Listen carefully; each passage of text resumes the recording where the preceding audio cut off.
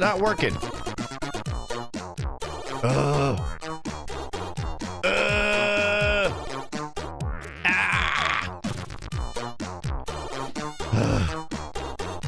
Well, then how do you make it work?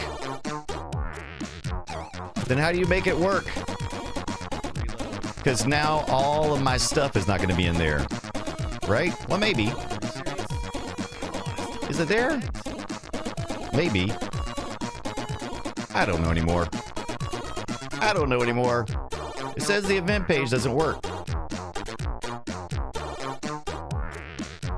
Then it's got the wrong thing and all the stuff. Oh my gosh, if you make that mistake, it just gets really messed up. Loud Thumbs, what's up? Welcome in, everybody. Oh, hi. Technology is great. Dallin says, I'm watching. Then what about this stupid thing with the... Oh, wait. Is that the playlist? No, it says notify me.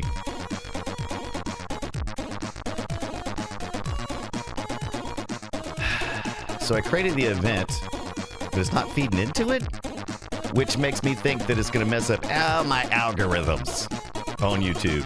I've done so good. Whatever. Somebody with better knowledge than me. I'm using Restream. Oh, hi, Shay. What's up? So after we've totally screwed up all of our algorithms, right? Totally screwed up our everything and still haven't got on the social media post yet. And now we have, like, I don't even know what's going to happen. I don't even know what's going to happen to the thing now. I got no idea. So that event, what happens? It just exists forever? Just go on forever? Oh, how I hate you, YouTubes. Oh, how I hate you. Okay, so it says I'm live, but it says there's a new one upcoming. So would I, like, just kill that one? Would I just delete it? Well, I mean, watch me delete it, and it'll probably, like, never let me do that one again. And you're like, no, you did it that one time, and you deleted it. So too bad. Welcome in, everybody. Shay, how's tomorrow going? New Zealand Shay, what's up, my friend? Okay, so is Twitch also happy now? Because that was wrong before, too. 8-Bit Computer Club, May the 22nd. 20, whatever it is. All right, I'm going to click next thing. Now, though, it's been forever. I know. Where you been? Yeah, you get to come in again. It's great. It's great. All right, hey, I hit the button. What does that mean? It means nothing. It means nothing. It just stopped. So that was the end of the demo? Interesting. All right, let's pull this up then. I don't know. Let's do the front side again. Let's do the front side again. This is Cosmail, 1990. Cosmail Designs and Blackmail. Commodore 64 demo that came on the Commodore 64 Ultimate. Oh, it's closer to 11 a.m. than 10, and I'm just waking up with the coffee, says Shay. Dude, I'm jelly. I am jelly. Thank you, by the way, Shay, now Nakey running through the chat door room 2 minutes ago. Zoe also says reached a 15 stream streak. Brian D Spin and Brian. Oh yeah, the little spinny thing. I love it. I love that little thing, little icon. I need to make some more of those. Ba-da-ba-bow. Oh, hi, everybody. I don't know what's left. But anyway, hey, we had to kind of restart a couple of times. So, hi, I'm Brian Dunaway, and this is the 8-Bit Computer Club. And we have a chat room here, and a lot of our great community members and members of the 8-Bit Computer Club are here both on YouTube and stream Twitch on Twitch and YouTube. And we are going to be talking about Compute's Gazette tonight, right? We're going to be talking about Sprite Magic that came in the 50th episode issue of Compute's Gazette back in, I believe, August of '86. I have a disc for that, and I don't know why our Commodore 64 demo has just completely stopped. But oh, hi, everybody. Yes, restarting stream seems to have fooled Twitch into thinking, yeah, so now you're able to do it again. Very good. So I got these streaks, 50 stream streak. Didn't Twitch just give me this alert? Doro run. That's right. Perfect. All right. I don't know what's going on. It is a night. It is an absolute night of technical issues. But I mean, that's life, right? That's That's what you do. That's especially when you're in an 8-bit computer club. All right. Let's see. I still haven't posted this to social media because that's what started me to do the whole thing to begin with, because I realized we had not posted to YouTube, and I usually steal the description from there for the title of my social media post. So as a result, I got a little sidetracked. Just a little. What do you want from me? I'm just human. Am I not human? Do I not program? Am I not a program?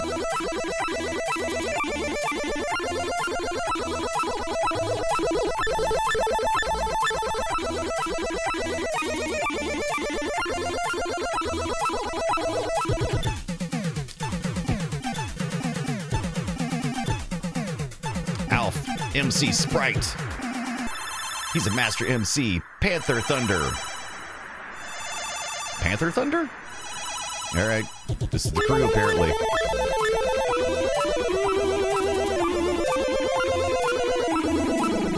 Oh, Loud Thumb says, also been catching up on Play Retro. This past week we played... What did we play this last week? We played, Gunstar Heroes. Remember that one? That's Sega Genesis Classic from the treasure who fled, as some Konami developers who fled Konami and started their own company, Treasure. You may remember them from McDonald's Treasure Land. Sure, that's great, but what about Gunstar Heroes? Yeah! Drop it!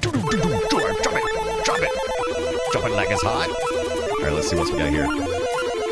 Panthers. Okay, so this is the painters. And finally, the musicians. These are all the people who were involved with this here demo. Commodore 64 demo, all the way back from 1990. Alright, I got it posted to the social media. I can start focusing again. Sweet. Today was Zoe's last day of school, of required school in the U.S. So she's senior. She went for her last day. She goes, picks up her graduation certificate here in a couple of weeks in the ceremony that is. And then she's free. She's actually free now, but the ceremony part, I guess, hasn't taken place yet. So there you go. A special credit must go to Deke of the Vibrants, who composed the very last tune. Thank you very much. Just watched the Rostan episode. That's a great one, Loud Thumb. And also,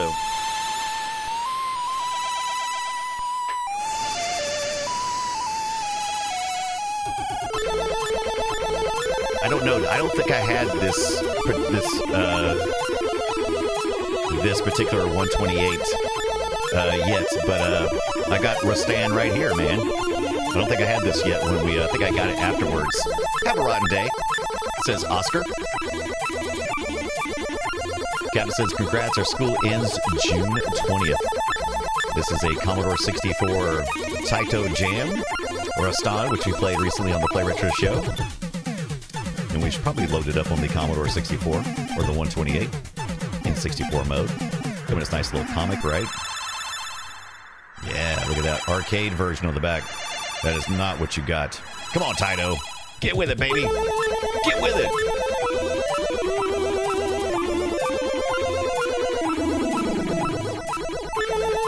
Beat the rest.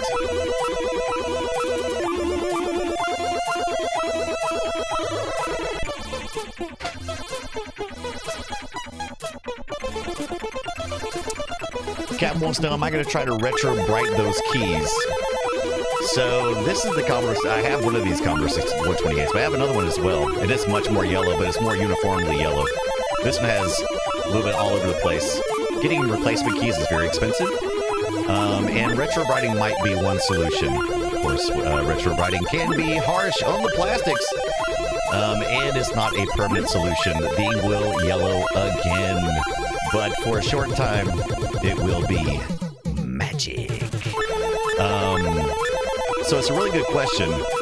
I mean, paint is probably the ultimate solution. However, you know, how can I do that? You're gonna get some new stickers? I don't know. Ron says my hearing isn't that great, but it seems like the game sound is drowning out your voice. It may be. Let me see here. Ron, that's no problem. You are probably absolutely right. Probably a bad audio balance. Bop, bop, bop. Yeah, it was a little bit loud. He was right. He was right. Ron, you're right. Oh, Cap says I have some keys the same way. I'm going to try to fix them. Well, let me tell you what. I want you to retro-bright them, and then let me know how it goes in about 6 months. Monkey, what is up? All right, let's hit this fire button. Let's see what happens. Press fire for a Cosmail. So we're actually we're gonna bring up the Cosmail, right? Is that right? I pressed the button. I pressed the button. The shiny red button. Oh, wait. I wonder if it's expecting me to press the button on port 1. No, because it still did something. That shouldn't be the thing. All right. I think that's probably the last we're going to see of that. All right. I don't think it's coming back. I don't think it's coming back. So we're going to switch over to our 128. All right. Let's do that. Let's switch over to our Commodore 128. Let's do that. And then if that demo comes up and scares the bejesus out of us, we'll know that it actually finally loaded, but I doubt it will. All right. Got that out of the way. So here we are on the Computes Gazette, Commodore 64 128 table of contents for August 1987. Oh, the pagan gent is here. Hola, Senor Dunaway. Welcome in. Monkey Bananas, how's it going, my friend? Oh, by the way, if you're not following Tondagosa, you should be following Tondagosa. What are you doing with your life? Retro Great. There's Retro. There's Tondagosa. Well, Monkey Bananas, can you please give a shout out to our good friend Tondagosa, who we're going to see very shortly. And if there's anybody else who is coming to Nerdtacular who would like a shout out, who is also streaming, please let me know, or we can get a link up for you. Whatever you have, we want to celebrate our co-host. Dr. Tolbert is going to be there and probably going to be doing, how many sessions are we doing? What sessions are you doing? I don't know. Has Bobby given me all the session information yet? I don't know. But Tanya's going to be there. Great retro streamer, good friend of mine, and I can't wait to see him. I can't believe it's only a few weeks away now. Looking forward to talking to Dr. Tolbert, real life, giving hugs and kisses. Just kidding. All right, maybe just some hugs. Oh, you have a panel with Wendy. I gotta go to that one. They can't schedule me for anything during that time. I would love to see that. Oh, and you're on the All Stars. Of course you are, Tolbert. Absolutely. Got to do the All Stars. And who else is coming in there? Is KT Data in the chat there? I know Zoe's coming. Zoe is going to be dropping off. I know mine and TV's Travis Tom Baker's Doctor Who scarves, and I can't wait. I can't wait. I don't care what the weather's like. I don't care if it's 1,000,000 degrees in Utah. I am wearing my Tom Baker scarf. Oh, I need to get a hat, I guess. I better get on that too. All right, as you could tell here, this is. All right, you know what? Let's start from scritchy to scratch here. Let's hit our reset button. Oh, that's kind of hard to get into. We're going to hit our reset button on our Commodore 128. This is live on the 128, and it is running to my RetroTink 5X. Now, the Computes Gazette, we had a couple of ways we could do this. We could load up. We could load. I guess probably. I think 128. Menu, or is it menu 128? I think it may be menu 128, because I think for these discs you usually would type in menu, or you could do an asterisk for loading the first program on the disc. But we're gonna try this because I think there's two menus. Okay, so maybe it is 128, or is it just one word? 128 menu. We could always load up a $. We get, well, you know, we can do the directory. Let's do that. I forgot what was on the 128, so we can just hit, what is it, F3, and it should. Oh no, get out of here. Run stop. All right, let's get down here. Is it directory? Yeah, there we go. So you just hit the directory there. Which is an F3 on this thing, and This has some extra stuff in it. Oh, bop, it didn't stop it in time. Let's try it one more time. Bop, bop.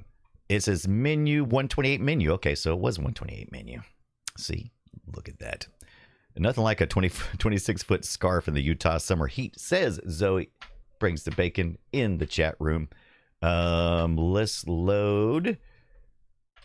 Now, if you've never seen a Computes Gazette diskette, right? You would get this. I think you would get this with your magazine, or you could choose to I don't know, could you just get a subscription? I bet it'll tell us in the deal here. So there was two. You could not load up the menu here because I don't think it'll go into Commodore 64. I don't think it'll go into 64 mode automatically. The 128 had 3 modes, and of those modes, this is your 128 mode, and then you can go into 64 mode, so you can run backwards compatibility for that stuff. So let's do a run in just a moment, please. Waiting. Yeah. All right, see, before attempting to run any programs, please refer to the instructions in the Compute Gazette magazine issue dated the same month as this disc. And this disc is, we decide this is, do we decide this was the August 1986? It's issue 50. We're going to look at that very shortly of Compute Gazette. Axel, what is up, my friend? How you doing? Are you fully recovered from your zap? Are you fully from your zap? That's right, Captain Kipper. It'll do Commodore 64 by typing in Go 64, or you can hold down the Commodore key while booting up on your 128. Will also go directly into the Commodore 64, which is good if you have a Commodore 64 boot disk in the drive, so you can just run straight to it. And it also does run CPM programs, which was a big deal in the day, especially if you were looking for business type applications, which there were already plenty of. So this disc is write protected, but not mine because I copied this one over. These are the only menu items that you will find in the 128 for this one. So these are specifically for the 128's programs. It's got an 80 column sector editor, which I looked at. I don't think we'll have. I don't think you'd be interested in that right now. Relative files, compute books for the 128. That's an ad. 128 MLX. That's machine language executable. I can't remember. So if you're doing the type-ins, on the Computes Gazette or one of those magazines, MLX was a machine language. I believe it was. Is that the one that runs the checksum? So when you're typing in all the data lines, it checks those, or is that another application? There's two applications. You would think that the machine language converter would be that, because it takes those data lines and turns it into machine language. Also have an automatic proofreader. So these are the few things that are on this one, but what we really want to do is go 64. Let's get in that 64 mode. Am I sure? Yeah, I'm sure. That's right. It's a wedge, sits in the upper RAM, says Captain Kipper. That's right. All right, so this looks familiar, right? Commodore 64. But wait, Brian, you've got a 128 over here. That's what it's supposed to do. And so we can do a load. And this time we can do an asterisk, but we happen to know that the menu is the first application on the disk. But we're just going to do that. And 8.1, that should automatically run it, right? Or do I need to? I'm trying to remember. No, I have to run it. Okay.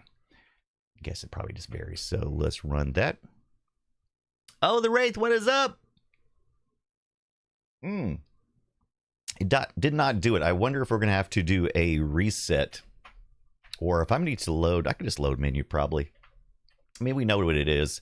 I could all do some shortcuts, right? I could do a L, do that, and then do this, and we could just, I mean, you really can just cheat. I mean, you can just do all these cheaty shortcuts and stuff, but it's not very readable. It's not very readable. So we'll just type most of it out. Oh, syntax error. Oh, did I not? Okay. Whatever. Does that not work with the... I know you can just do a star. I mean, you can just half-ass type stuff in. All right, search for menu. Yeah, Captain Kipper says, those checksum utilities were fantastic. Really cut down on the errors. It really does.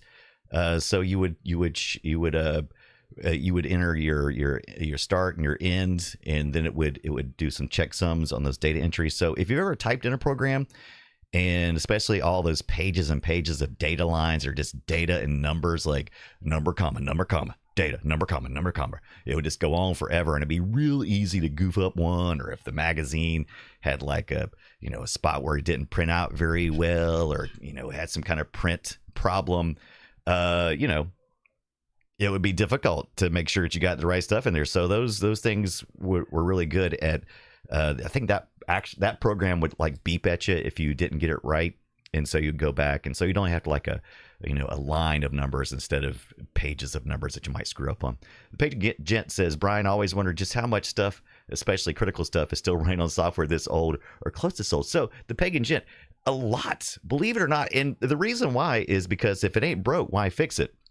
I mean, we've gotten a lot faster tools, right?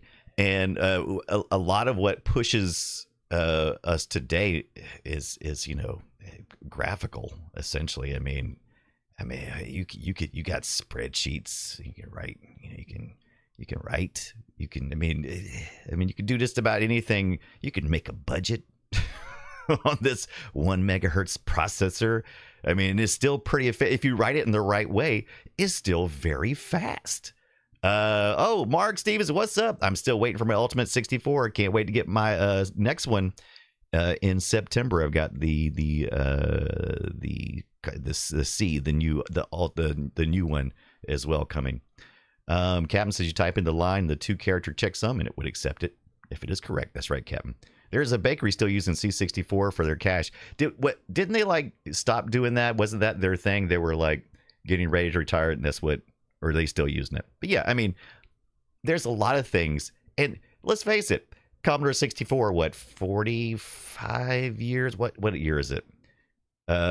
Anyway, Commodore 64, over 45 years proper. What did it come out in 81 or what was? Is that the right date? I'm getting confused to think when the 128 came out, when I actually received mine and when I got my VIC-20.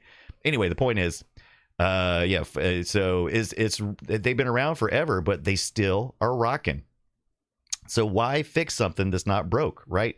I mean, if it's doing the job and the job hasn't changed, I mean, bleh. I mean, bleh. The Pagan Gents, I used to always have the story that some missile systems still run on floppy disk. Yeah. I mean, a lot of our financial stuff still runs on very old hardware, right? Because a lot of it, you may not need it to be connected to the internet and might not want it to be connected to the internet. So, I mean, if it's already processing, why uproot everything? Because then you got to worry about backwards compatibility with the old data and migrating the data over. It could be tricky. Amiga, the Amiga 1200. That's right. The Amiga 1200 says Mark is not coming out until December the 4th. That's the Retro Games Amiga. 83, Captain. I was thinking it was 80, 81, 82. Yeah. Anyway, it's old. A lot of medical records did until 15 years ago, says Dr. Tolbert. Yep. Captain says many floppy drives like that were replaced with Gotex. Oh yeah, internal batteries on boards were the biggest killer, says Axel. Yep. And if you just have to keep up with the hardware, right? I mean, make sure it's still good to go, right? Make sure it's still good to go.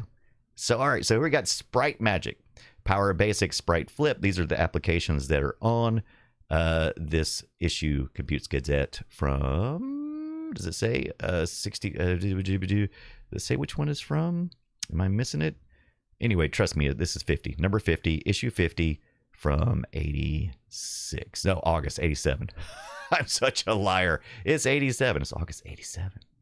Not the first time we've seen Sprite Magic show up in Computes Gazette, but a really good issue with multiple tools, including Sprite Magic. So I'm going to load up Sprite Magic because I'm going to show you what I've been working on in this. I started out I was making a little Sprite that I kind of wanted like an SD card, but then it kind of like morphed into something else and whatever. All right. This is the screen. This is the Sprite Magic. You may recognize this grid, right? So you got 3 columns essentially. And the reason why you're seeing what you're seeing on the screen right now is not, it's just a memory location. All right. So it's a memory location being read in or considered sprite data, right? So, ooh, I don't know if you guys heard that, but there was some thunder outside. So I said sprite and it went bloom. All right. So let's roll back here a few. So I'm just stepping through memory locations, right? You see that page over there? That's the page in the memory address. And this is just going through pages of addresses that are already there. So you don't want to start at it starts at the very top, which is 255, right? That's page 255. For our purposes, you probably want to roll back at least some, right? Maybe even, I think, well, what did they say in the article? I'm gonna need to look it up. Let's just start at 200, right? Okay, Captain says, beware of tornadoes. So if I see one in my office, I'll let you know. The Pagan Gent says, I was going to ask, did you ever see or mess around with the Apple eMate? No, I did not. 300. I was thinking about these recently. I was assigned one in middle school. I don't remember the Apple eMate at all other than the name. I don't remember anything about it. Mark Stevenson said, did you get the SID chips in your 64? I do have an ARM SID in it. I do. 007 game coming Tuesday. Yes. All right. So if we want to make a game, if we're going to make a sprite, we're going to have to use some of the shortcuts in Sprite Magic. So first thing we want to do is we're going to hit Shift and clear. That's going to clear out the screen. Black, it just means it's transparent, and you'll see what I mean just in a minute here. Now you can draw with the keyboard and essentially use the keyboard and a space bar too, so I can cursor around. I can cursor around and hit the space bar, and that will change inside of Sprite Magic, right? All right, now if I want to use my joystick controller, I can then just zip around here, and I can activate it with my Pac-Man here, right? With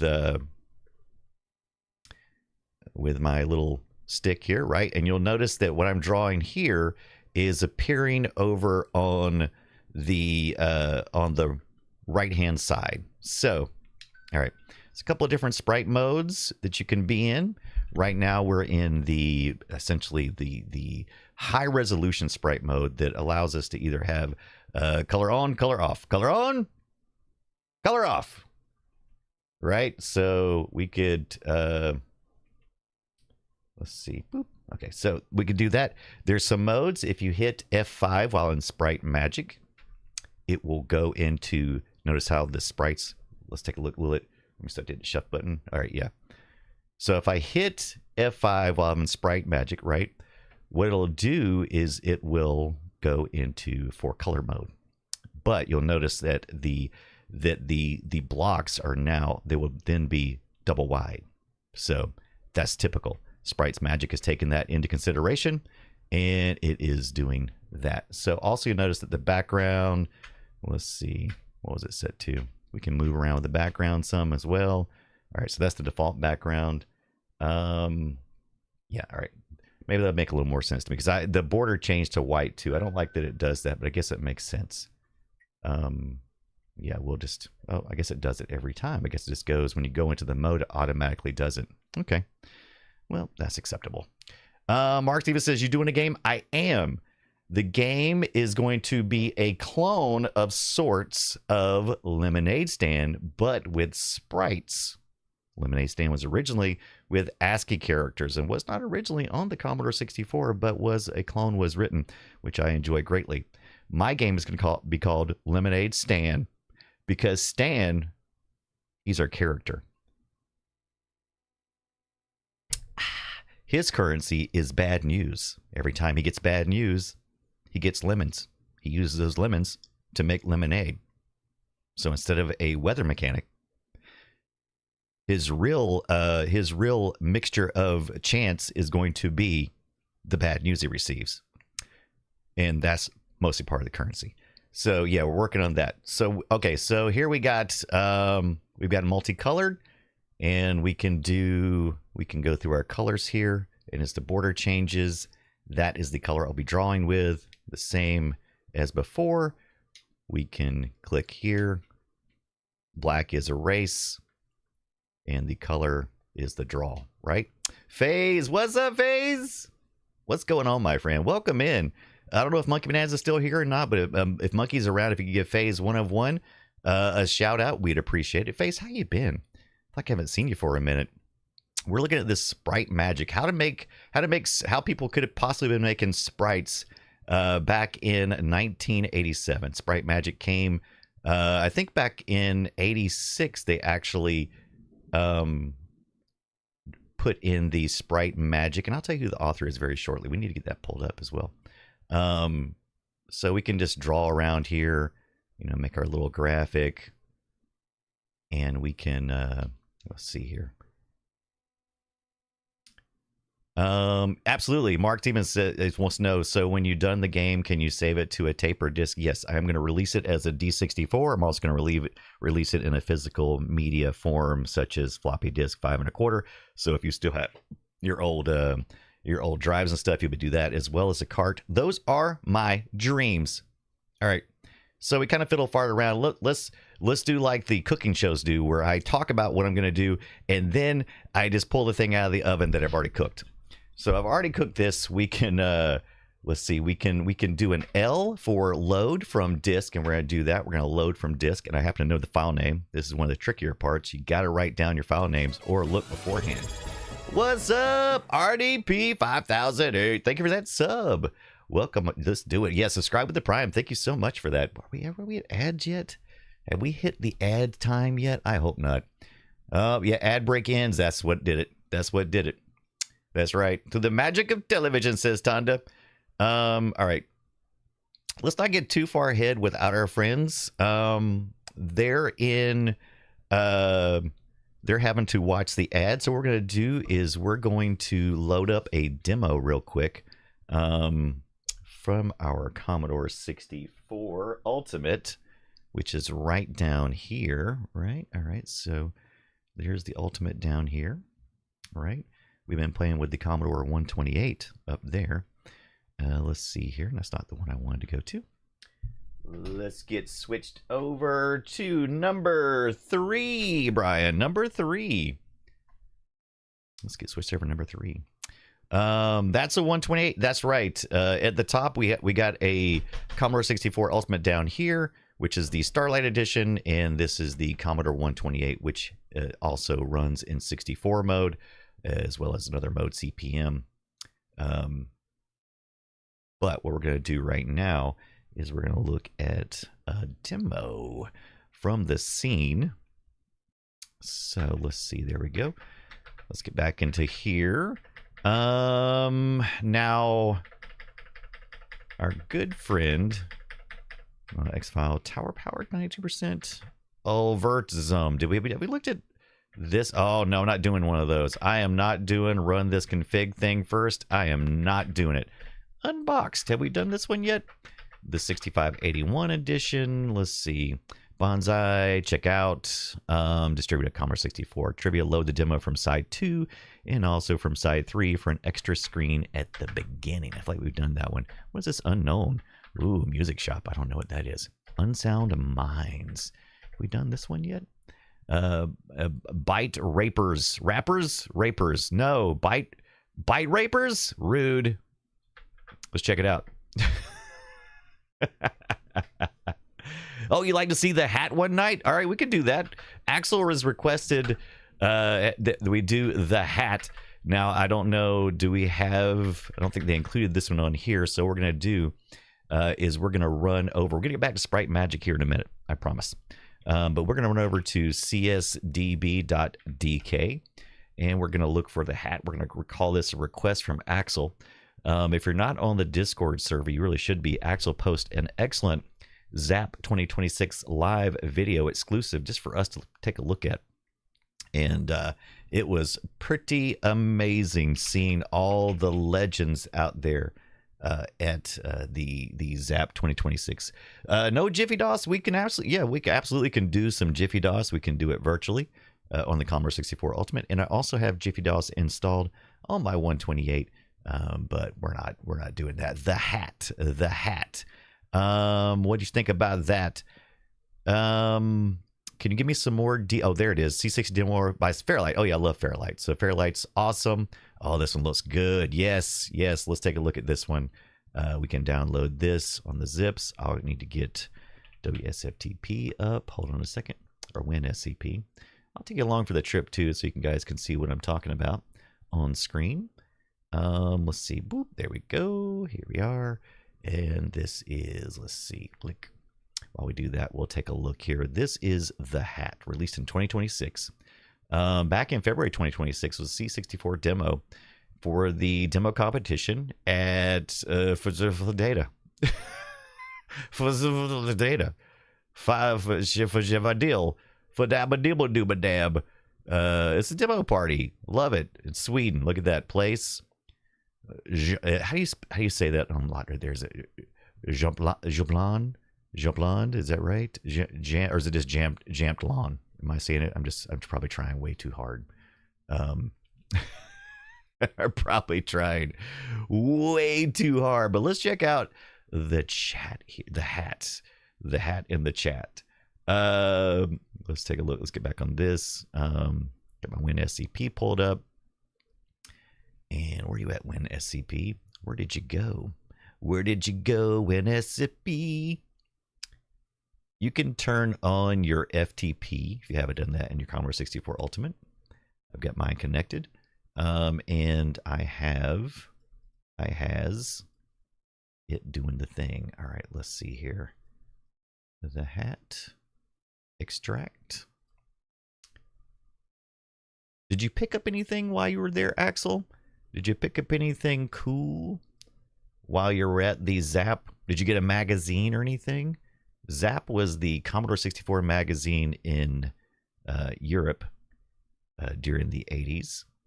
I think they've kind of done a revitalization of that as well, just kind of like our Computes magazine here in the U.S., now located in Texas.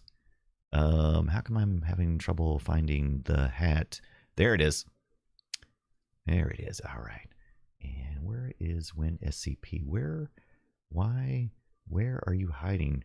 WinSCP, I launched you, but I don't see you. Are you hiding behind another screen? I bet you are. Let's see. Where are you at then? Where are you hiding, friend? Where are you? Why are you hiding from me? Where are you at? Oh, there's two of you open. All right, so but where the crap are you? Oh, I hate this crap. I hate this hacker's crap. Fine, I'll just close you in both places, wherever you are. Die. Die. Die already. Die. Kill you. WinSCP. Where are you at? Where are you even at? All right. I see it launching on the menu there.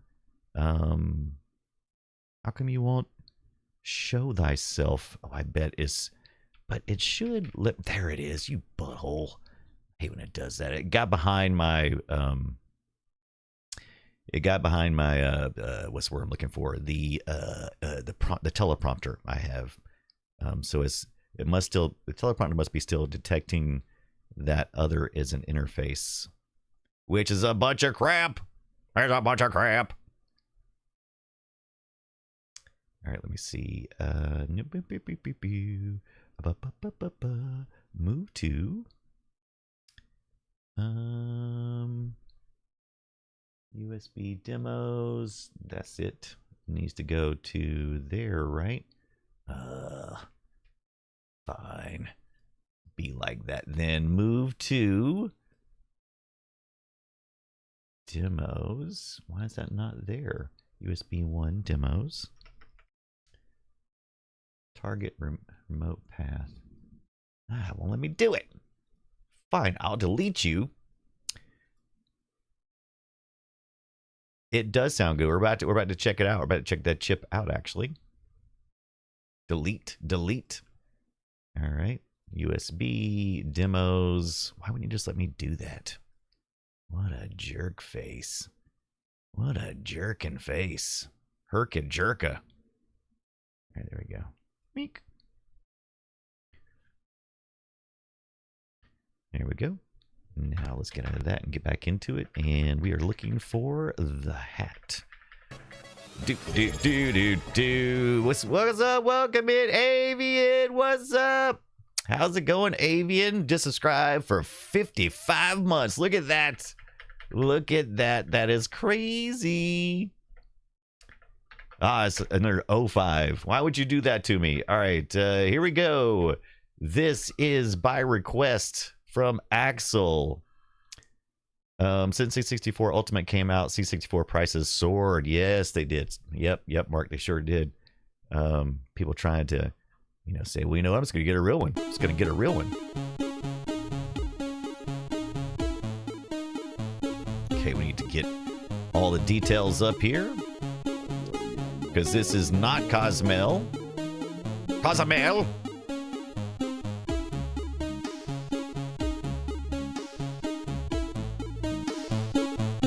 Learn basic. Learn code, son. I love the graphics. Your dad would have been so proud. Phase, yeah, baby.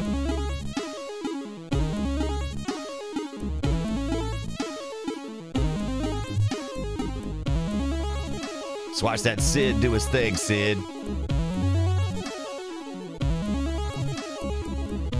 Our Sid tied to our music. This guy's going to town. Literally.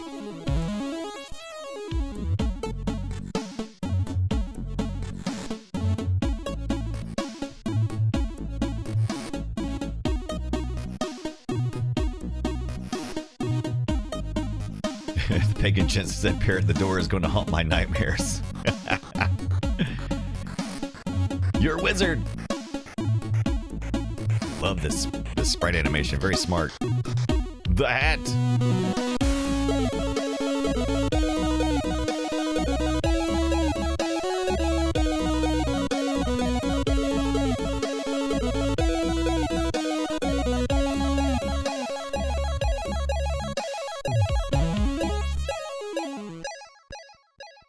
And this is a new demo. This is from 2026. Ba-ba-ba-ba-dum.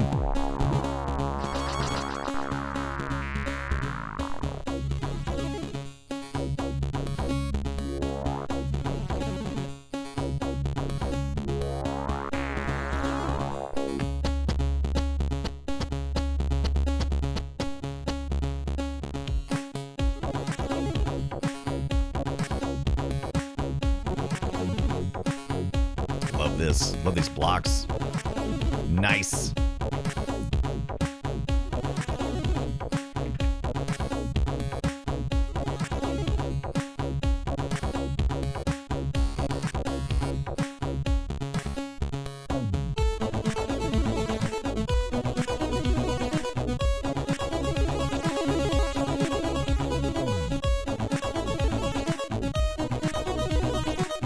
Proper credit. Right there, the hat.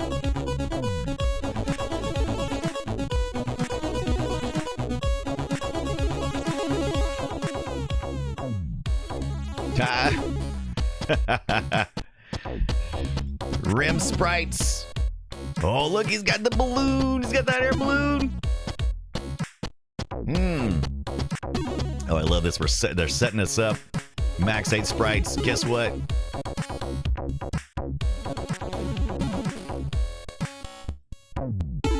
That's right, Snog bitch. We have a question about Y2K. Commodore says it has no real time clock. That's right. You could use a Jiffy clock. Ooh, look at that.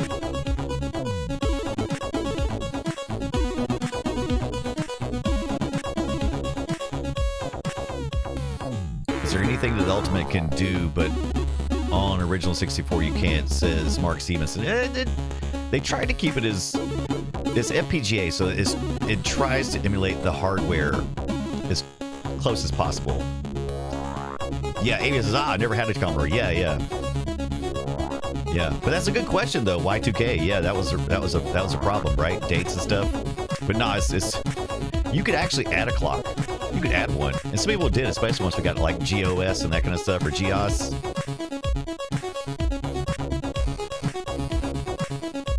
Snarkpitch says some programs need to be modified as some only use 2 digits instead of 4. Yeah, for dates and stuff, for years, excuse me. World's first Rim Flesco's stretcher. Ooh, a Genesis program. Here's Fairlight. Fairlight's amazing, by the way. Amazing group.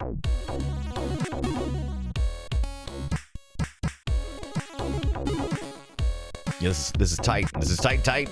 Axel, good call.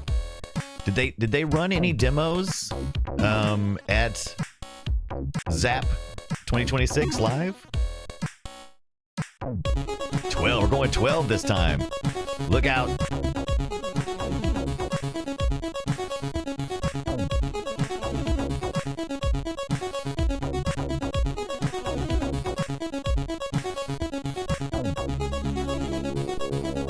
Yep, a gent in the chat.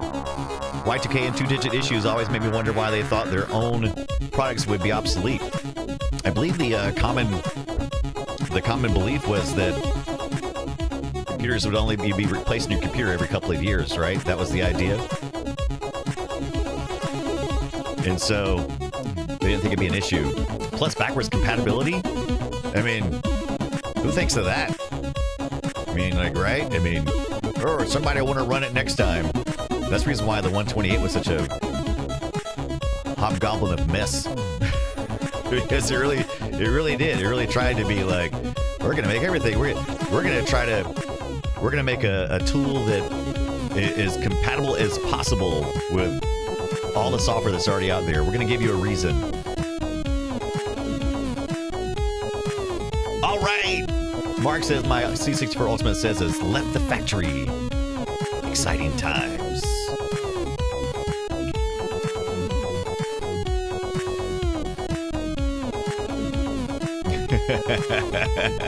Right, Avian? Now we're scared that something important will drop dead and no one will know how to code it. No! What are we supposed to do now?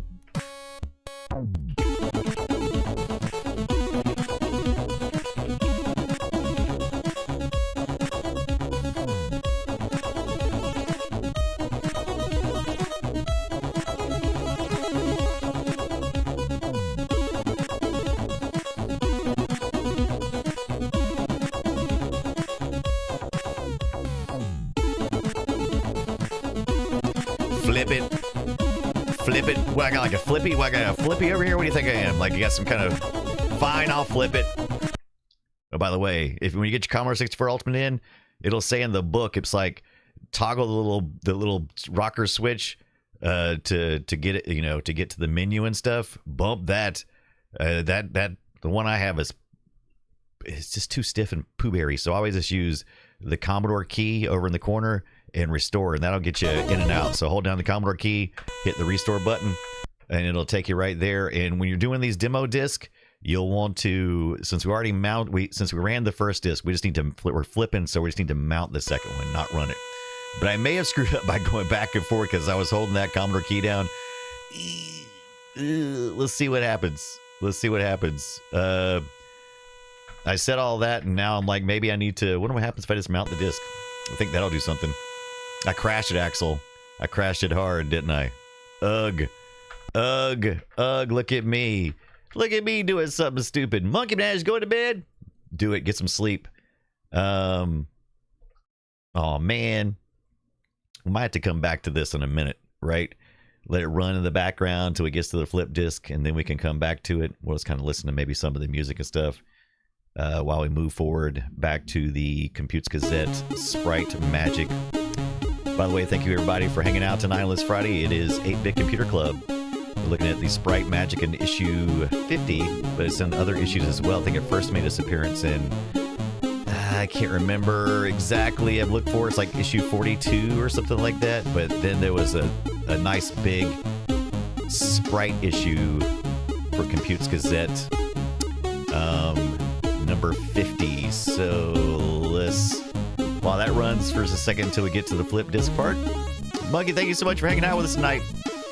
It was a pleasure. Pleasure's all mine. right, let's see here. Let's do the single page so we can see a good better look here. Let's get up to. All right, so this is Sprite Magic, right? This is where it's at. So let's pop up here to the top one. This is Compute's Gazette from August 1987. An issue I've been looking for. So if you come across one, let me know. I'd love to pick up a physical copy of this one. I've looked on eBay. I've looked in several collections. I have a whole bunch of Compute's Gazettes. It is not a complete collection, and it is missing issue 50, which I find to be essential for my exploration, what I'm wanting to do, because it's a sprite design animation right in here. So our best ever sprite editor, Sprite Magic, plus 3 exciting support programs, and your 64 will come alive with colorful graphics and animation. It also does some stuff with music. So if you're looking at developing games for the Commodore 64, you could do worse than issue 50 of Compute's Gazette, because it's a marvelous music machine. Yeah, Phase 1, you love this one. I am doing the Compute Gazette every Thursday. I am in number 40. Oh, I did not know that, Phase. Did anybody give a shout out to Phase? Let's make sure. Yeah, I love this magazine too. I've got a whole bunch of real copies. Why are you not giving me Phase's information there? Phase 101. Hopefully that'll give the shout out like it's supposed to. Did it do it? It did. Look at that. All right, good. Yeah, go Phase a follow. Doing the thing there. Before I take this resub with the bribe. Thank you for taking. Welcome in. It is Friday. May the 22nd, and we're having a blast. We're looking at the Sprite Magic, right? All right, look at this. We need to play this. Legacy of the Ancients. Look at that. Is that not hot? That is hot. Look at that. Ooh, boy. We got to get into that. Good old school Electronic Arts. God, I used to love that logo. That logo is much better than their stupid new one. All right, so we're gonna roll down here to Programming Sprite Magic by Charles Brannon. He wrote this and a character editor that is way cool and similar to Sprite Magic. A couple people added on some other stuff like Sprite Flip, Sprite Stamp, and MultiSprite. And MultiSprite is the one we're going to look at shortly too, because one of the things that Sprite Magic doesn't do on its own is create multiple sprites where they're stacked together, right? So that adds that functionality in. So let's pop down here. What page did it say? By the way, I want the graphics transformer. Roll in. There's some music stuff in here too. Great issue. If you happen to have, I enjoy looking at the digital versions, but I would really love to have a physical version of issue 50. Look at this stuff too. This kind of talks about the envelopes, the triangle, the sawtooth, the pulse, and the noise channels on your SID chip. So this is a really good issue if you're looking into multimedia type stuff for the Commodore 64. Also talks about this disc, which is what we're looking at. Now get inside your Commodore with Compute's Gazette disc, and you can download this in archive. I would love it if there was a place to get it directly from Compute's Gazette. CAD pack, some floppy stuff. We're almost there. Here it is, Sprite Magic on page 44 from the August 1987 Compute's Gazette. This is a type-in program you can use, and if you load up your MLX before you type all this data stuff in, you will get starting addresses you can key in here, and when you finish typing the data for Sprite Magic, every time you enter one, it will let you know if you did it right. It tells us how to load it up, and so I kind of already know how to do that, so we're going to do that.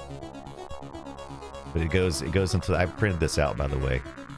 So this is really good. This reference chart, that's going to come in really handy because there's no menus inside the program. It's all shortcuts. 14 Girl was just watching in the car on the way home. Yay, Sprite Magic! That's right. Faye says, I really think this is one of the best magazines for the Commodore 64 out there. Absolutely. like I said, I wanted to make. I was 12 when I got my Commodore VIC-20,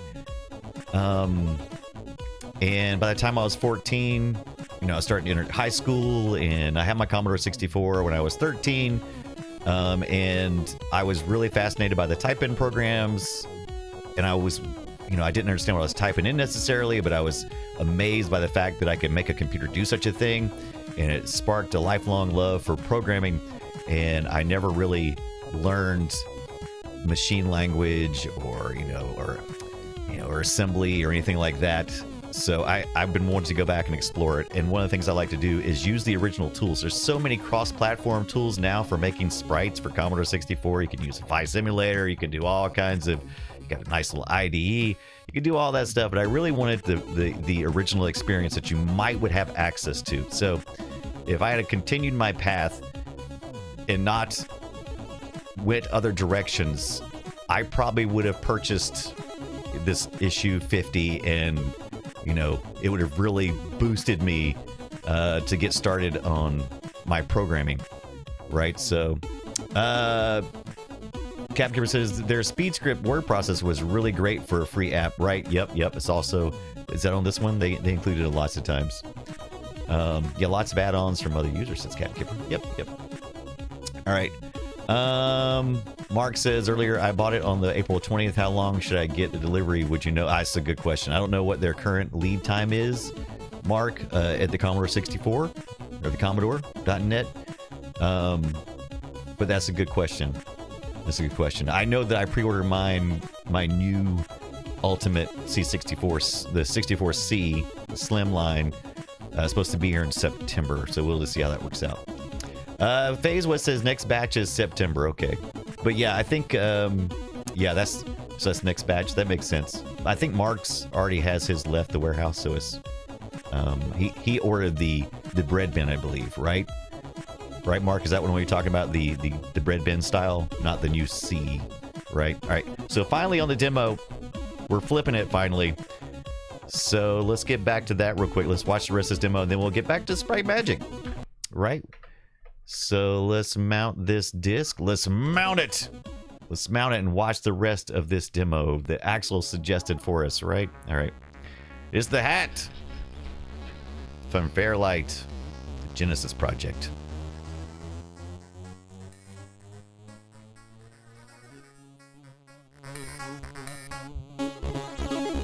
Mark, get bread bin.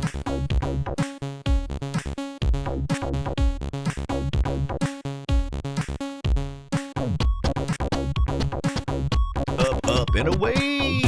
Oh no, he got blasted! Uh-oh.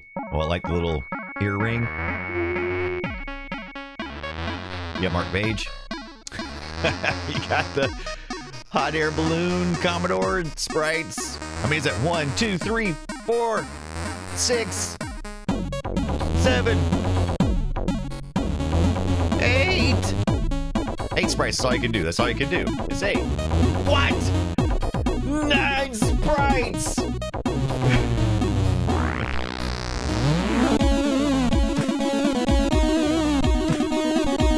What is that, 11? 12? Oh, what is that? Too many? Oh my god!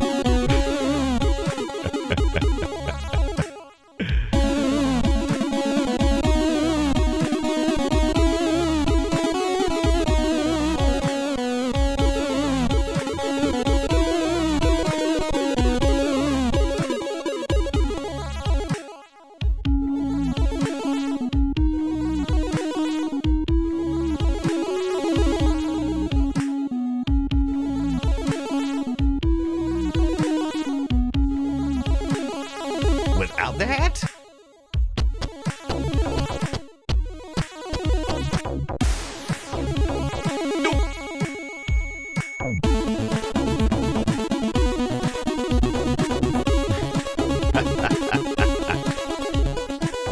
That's pretty cool. It's gonna go outside the borders. It's going into the borders. What's going on right now? What's going on right now?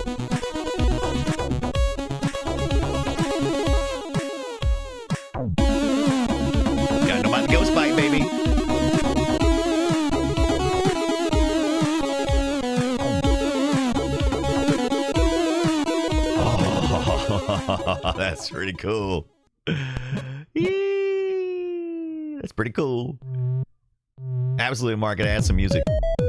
Oh, yeah. Yeah, this is it. Yeah.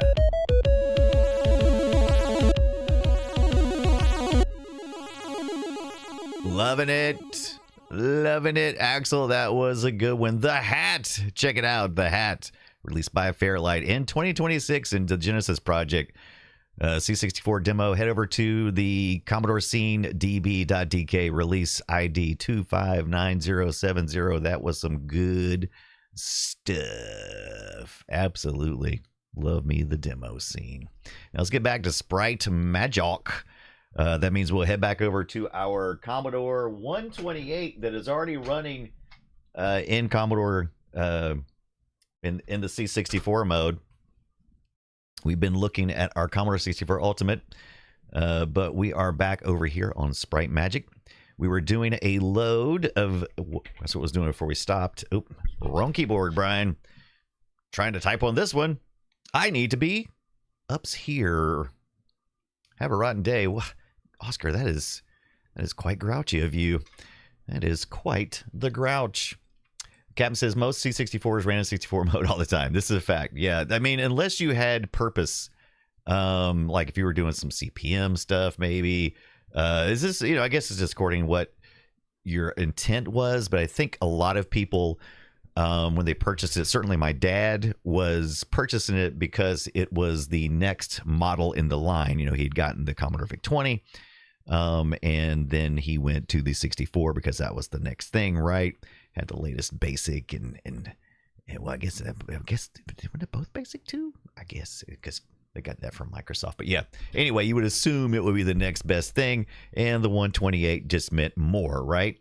But then when you get it, you're like, oh, this the majority of what I want this for is to use my Commodore 64 software. And I already know it too.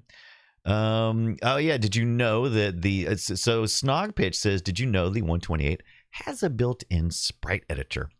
I have heard this, but I have never messed with it because I did not hear this until after it already started messing around with the Commodore 64 Ultimate in Sprite Magic. But I am interested in doing that. I do know I have messed around a bit with the 128's monitor, so that's pretty good. I like looking at the memory monitor, right? And so I've used it a bit, but not much for that. 16 was, the C16 was a Commodore, says Mark Steve. That's correct. The C16 actually came out after the 128, but I have a do I have this? Is that a C16? What is? It's not C16. The 16. Yeah, it's the 16 back there on the bench. The black bread bin. Ooh, yes. C16. Yeah. It's kind of a dark brown though, right? Or is that I got the dark brown. Is it Axel? Is it black in the UK, or is it was it I don't know. I'm not gonna say. Charcoal. I thought mine was brownish. In the UK it's black. Okay. We'll have to get my bread bin out and we'll take a look at it. Maybe it's supposed to be charcoalish and mine was just always brown. Steve's beige. All right. We're loading the thing up. So we're loading up the Sprite that I made. Sprite, and originally it was going to be an SD card, but I kind of changed my mind, but I just kept the naming convention. And so we're going to look this up. I'm running this on the real 128, and I'm launching it from the 1571 hard drive, which I have down below, which we saw last week in the 8-Bit Computer Club. I showed off all my 1541, which is non-functional, my 1571, and my 1581. So I rolled back to page 200 in the memory page, right? Memory page. So I did that. Okay, so here is one of the sprites I've been working on, right? So, like I said, originally he was going to be kind of like an SD card kind of guy. So, but I kind of changed, I shift gears a little bit. We're already set in the 4-color mode, and what I'm going to do is I'm going to go ahead and stretch him over here so that you can see him over on the right side. And I think I'm going to toggle through the background so he appears a little bit better too. The Ray says, do you have a Commodore Plus 4? I do not. I do not. I would love to have one. That's on my list. That's on my list. Mark says, did the 128 compatible with all Commodore 64 software?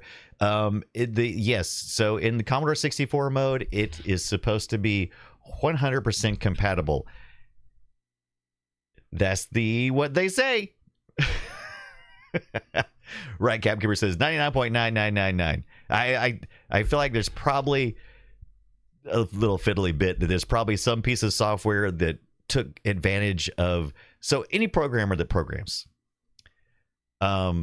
you try to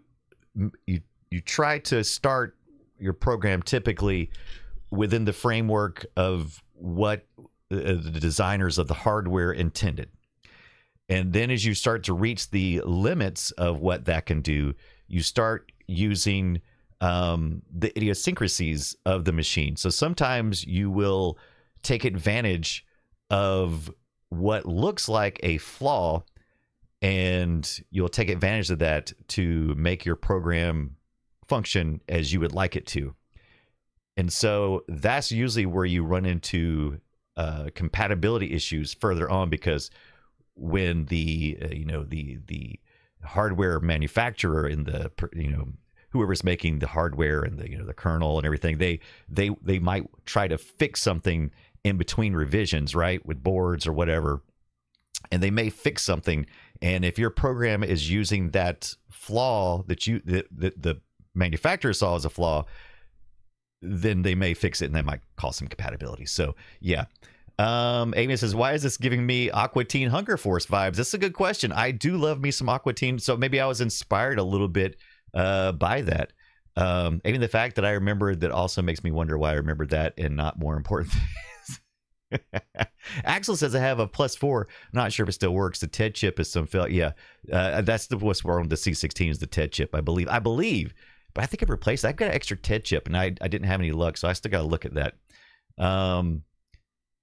Yeah, that's right. So yeah. So that's kind of what happens sometimes. Yeah. Plus the kernel is slightly different, says Capkeeper. Right. So that's usually what causes the compatibility issues when you are looking at backwards compatibility. You may have solved a problem in your current manufacturing, and if someone has taken advantage of that as part of their program, which is not uncommon. All right. So I've got, not only do I have this guy here, right? So page 200 has absolutely, FaZe, thank you so much, thank you for hanging out. And if you're not following FaZe, do it. You should be following FaZe. You too, brother. I'll try to catch you and see what you're going through the magazine, the Computes Gazette. Fort Tinker says, I may need to rewatch those episodes. Fort Tinker says, I'm giving you the finger as hard as I can. Yeah, what are you gonna do about it? Yeah, I need to go back and watch those too. All right, so page 200, I've made a couple of sprites here, right? So one of the great things about Sprite Magic is you can actually put things into the buffer. So if I hit F7 here, right? You see the screen flash? Okay, so I can put that into a buffer essentially, and I can then take that memory and I can roll back to a memory page that exists, and then I can hold the shift, which is F8, and I can basically paste it. So I basically copied and pasted in 87 style, right? All right. I'm gonna have to fix that. That's my let's see. MayorMcCheese, come fix this. My F7 key only kind of halfway stays attached. All right. So anyway, so I've rolled back there, right? So I've taken page 200 and essentially copied it back to 199, and then I can make changes here, which is kind of exactly what I've done. Axel, absolutely, it's really good for that. So if we roll through here, you'll see that I've kind of outlined beforehand. I was like, oh, I need my character to be able to go left, right, up, down, jump, and that kind of stuff. So I started kind of putting this together. So I was like, okay, this is my basic character, front and center. And then I went to 201. I saw I need him to go, to the right. So I kind of made him like a little bit of perspective there. And then I said 202, I need him to be kind of running back and forth. So if I toggle between plus and minus in Sprite Magic, it lets me kind of create this little thing where I'm kind of running, and then he'll run the other way, right? There's the guy going that way. Then I got a forward run here too, so he's going to kind of run it at me. Just made little things that kind of made it give a little character, making the hair kind of toss back and forth, right? So, and then we go to 206. That's a jump, right? So we got like a little jump here. Toggling back and forth between that, and then I wanted to be able to, if he wanted to make some talking, blah blah blah blah blah, I got that. Fortecker loved it, and so I've got like extreme talk, right? He can kind of go all the way fully. Oh, and then I've got him taking a splat. Whoop, splat, splat, splat. So that's one way to look at it, right? You could do that, and Sprite Magic has a really cool thing. So instead of like doing all this in programming, and then writing a control for writing some a program to allow me to move the character around, which I'm eventually going to get to, but just if I'm trying to test some ideas and make sure I have all the sprites and go ahead and work and get those out of the way, you can actually go into joystick mode. So if you hit a J in Sprite Magic, it'll get rid of the design part of it, and allow you to control your sprite with a joystick. So, and it's going to just whatever sprite you're on is the one it's going to do. So there's a little bit of trick here. I can then use the Commodore and Shift key to toggle through my different character sprites, right? So just like I was doing the plus and minus, now I'm doing it with the joystick, and I am walking through on this. And you also can change, you can toggle through your background colors. Right now I think this is a pretty good contrast, but I could certainly, well, I guess you can't do it here, maybe you can't do it. So now I can actually make, I can like make him run across the screen by toggling back and forth and hitting my joystick, right, and kind of just taking a look at what it might look like in motion, and so just some little quality of life. Really good sprite editor right here. You can just type it in. The cost of this was just the cost of the magazine. And if you got the floppy disk, it came with the floppy disk already programmed, but you could type it in. Yeah, Axel says that's great. You've been really working. I have been. I actually have a second Commodore 128 in my cozy space in my bedroom, and so at nighttime, it's the right time for me. I'll get in there and I'll just fart around a little bit and make a few edits. But really, I mean, if it was 1987 and you had a Commodore 64, you could have totally designed your sprites this way. And why is this important? Because how do you get these sprites into games and stuff? So let's get out of joystick mode. So what you do, get out of joystick mode in Sprite Magic, just hit your little space bar there. And apparently was reading my background inputs there. So I wonder if I go back into joystick. Okay, so that's what happens. You have to get out of joystick mode to change the background colors. But once you do that, so you can do that. Okay, but you can't do it while you're in joystick mode. But you can toggle through all your Commodore colors, right? And we could talk about that too. You can, we'll get deeper into what a 4-color sprite really is, because it's not really like you may be thinking. You may be thinking you can do, it does 8 sprites, and each one with 4 colors. It doesn't quite work like that. There's some things you got to do. All right, so this is all loaded into, this is machine language sprite editor, so it's all in machine language. So you still got basic in memory behind all of this, and nothing's been touched here. That's one of the reasons why when you scroll back through the page numbers, see I've got my little page numbers up here. It only lets you go back so far because it will not let you get into protected memory. So you would think, well, you can go, if you start out at page 255, you can always down to 0, right? Well, not necessarily. If you've got, as you load stuff into this area, you can only go back to 36. But as you load stuff into this area, it will start protecting itself. So you can't go back and write over that. So it's usually best to start at like, 200, 150 in the page so that you can kind of work forward with your animation. And you'll see why that's important in a minute, because we're going to look at another application that lets you do multi-sprites. And I just kind of started at 200 because that's just what I wanted to do. Now, what are you going to do with this? You got a sprite. What are you going to do? Save it? You can't save it? What are you doing? What do you do? You can't just, we can just save it from here? You can. You can save it as Sprite Magic data, right? But you also, if you go Control D, that data dumps, that throws some data files back in BASIC. And so you can find that by going, if you hit Control X, that gets you back into BASIC. And if you type in list, or loist as I like to type in, if you type in list, there's the data from our sprite. And you can do that for each of the page files. So each one of those frames, you can dump out into these data files. So way cool, really helps you a lot. Now, one thing it'll do is it'll start after, so it looks and it appends it to the end of any programs you may already have. So if you write some routines already in BASIC, you can basically pipe this into machine language eventually. If you write a basic program to peek and poke all this data into machine language, there's a bunch of ways you can do that. But anyway, you actually could write some basic stuff to just test the sprites on screen. And let's say you wrote, 1 through 100. If that already exists in BASIC, then it'll go to 101. The data dumps start at 101, 102, 103, instead of 1, 2, 3, 4, 5, 6, 7, 8. And so it'll do that for each one of you. It'll just keep adding to the end of whatever's already in your program. So as we add more sprites, we can do that. So I can get back, with a system call. So let's see, what is it like?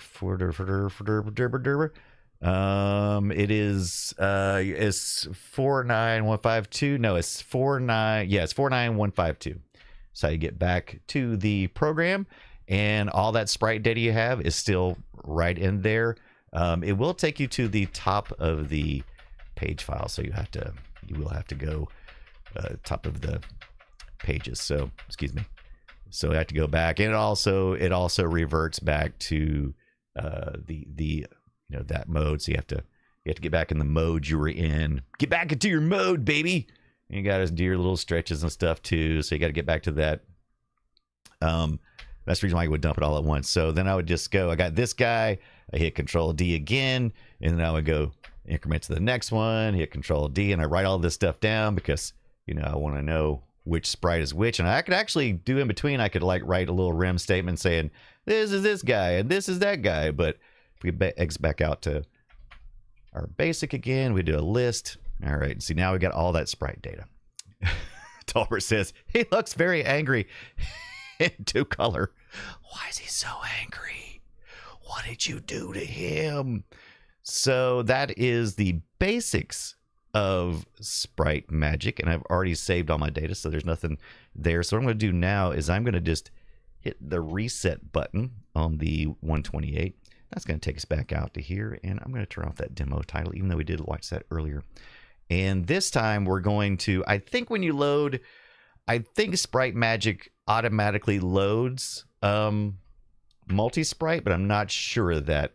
I definitely know if I launch MultiSprite, it does definitely launch the other application, Sprite Magic. So let's load up our menu now that we're in 64 mode. Whoop. Everybody having a good time? Everybody learning some stuff? Everybody taking notes? It's gonna be a test. But see, this is how you can. So I've been really tempted to use all of. I've been really tempted to use all the modern bits and bobs, right, to develop my program. But I'm like, because I was really getting discouraged with how I wasn't sure how I felt about doing it the really old school way, right? This is the nuke. What's up? This is the really old school way. Now you wouldn't have a book. You probably wouldn't have a book, but this is Commodore 64 sketch and design. So this is great with programming examples and everything. This is a great way to do it the really old school way. Look at that.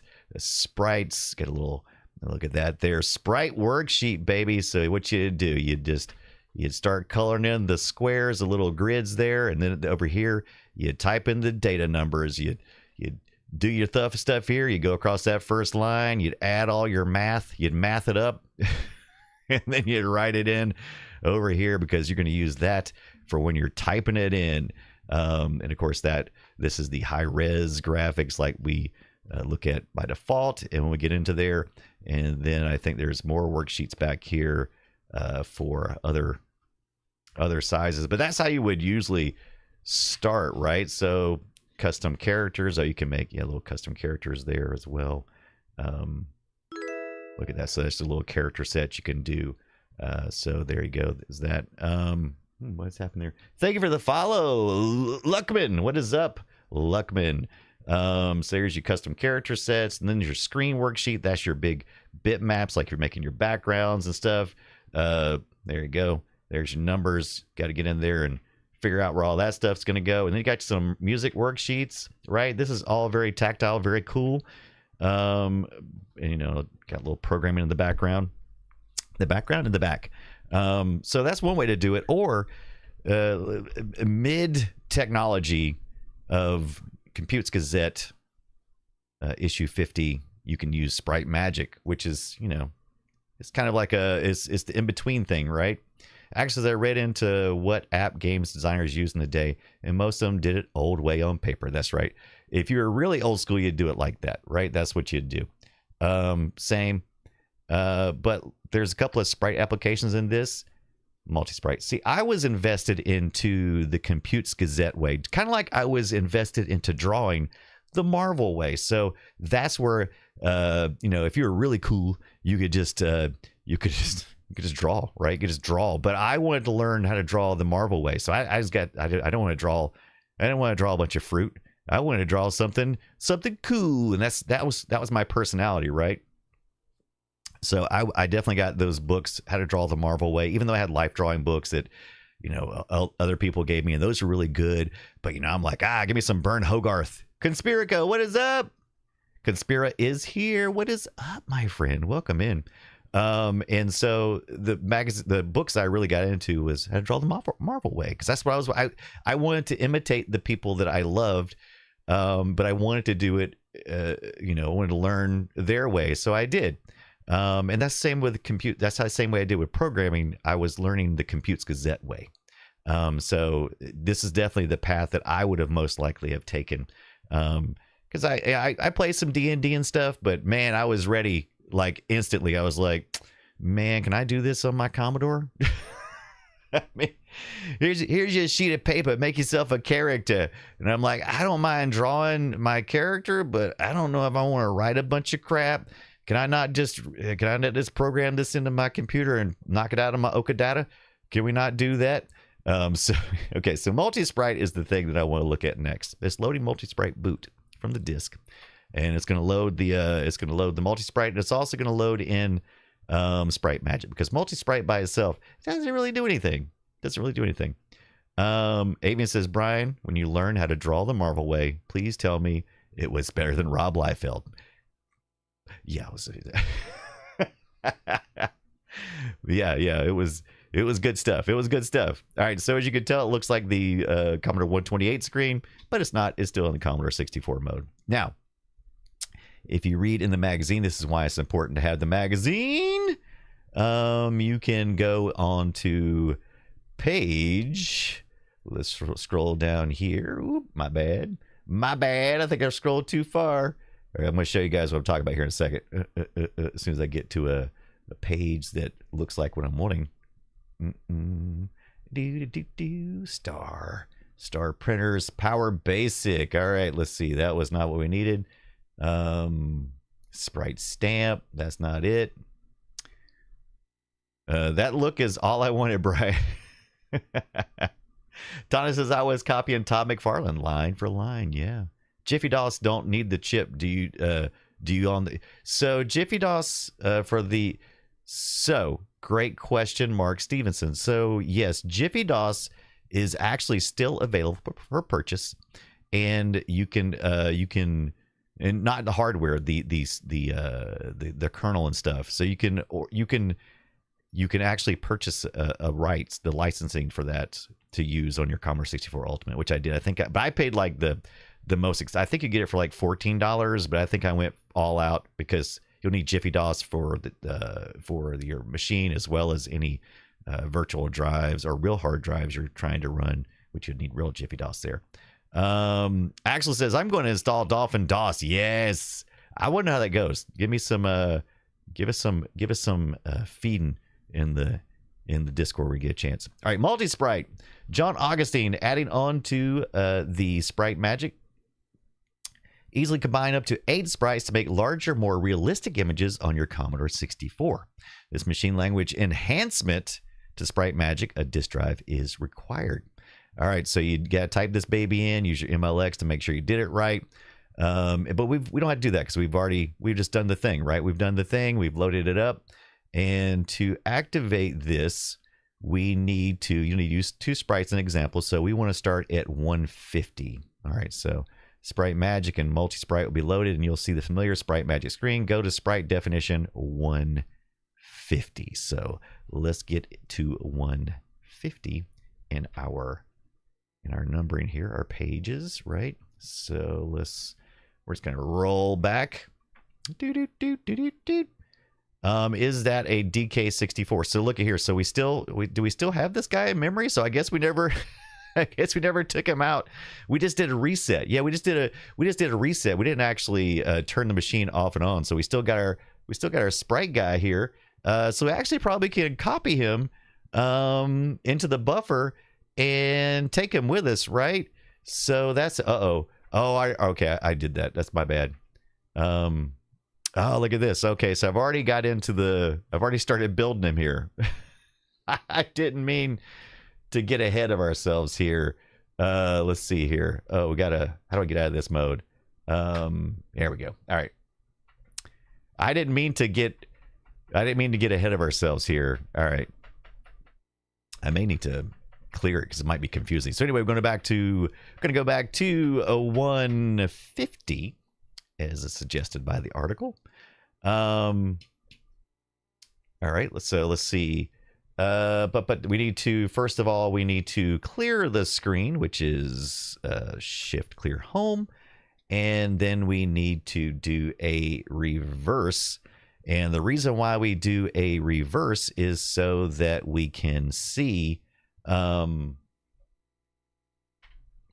to do a reverse so that we can see what we're moving our blocks around for. So that's because we're setting up our sheet essentially. Voltron Sprite, let's do it.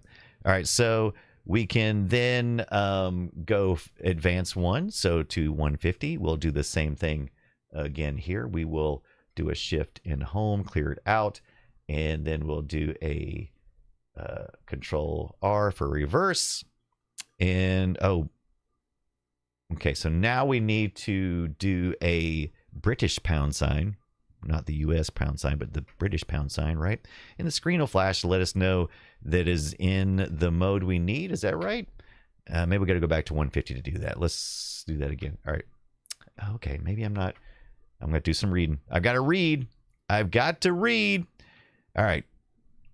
Okay, plus keys. Eventually you want to position your sprites on the sprite screen. You can do this, make this much easier by clear home, Control R. Go to Sprite 150 and replace those keystrokes. Program must keep track of which sprite, start sprite. Just select Sprite 150 to start sprite. Move to that pattern and press the British pound. Your next task is to position your sprite on the sprite screen. Only one sprite on the screen, so it's natural. Change to yellow. Okay, so it did not change to yellow. I'm thinking maybe I've goofed it up because I think because since I already had sprite data in there, I think I'm not going to be able to get. It's not going to yellow mode. Oh, you know why? Because we already did that. Remember when we accidentally did into the yellow mode? We said our start was actually everything forward from here. So we goobered up. So that's fine. We can work with this. So let's clear this one out, right? Let's clear that one out. And let's clear this one out. And let's keep clearing out until they all go away. Okay, so they all went away. All right. Our start is at 199, I believe. Or is it 200? 201. Okay. All right. Oh, Neuromancer. Really? Neutromancer says, I remember using this program to make sprites. Very good. All right, so we want to get back out of that mode. Hit enter. We want to reverse screen, so we have that. Then we need to go forward. We need to set this guy at the proper portions, right? We need to reverse screen there. And as you can tell now, we've stacked them, right? So let's see here. Maybe I should have. All right, let's see. 1, 2. Okay. I think maybe I need to start over. Yeah. Gary Anderson advert came on. Ooh, nice. Neutromancer, did you type this one in or did you just have it on the disk? I think I am going to start over because I think I have really goobered it up by having data already in there. And I think I'm getting a little confused. So we're just going to start from scratch real quick. No big deal. Because it will just take just a second to load all this back up. Go back into our Commodore 64 mode. Houdini7 says, no more goobas. What is up, goober? What's going on, Houdini7? How is your Friday night going, man? How is your Friday night? Hope it is rocking and a-rolling. Don't know why I want to do that shift on that. Probably because I've been programming on a modern PC all day. Terrible idea. Terrible idea. All right, let's do this. Let's do this. And we're not gonna do all that crap I was doing before. That was just causing problems. All right, let's next page. MultiSprite, hit that.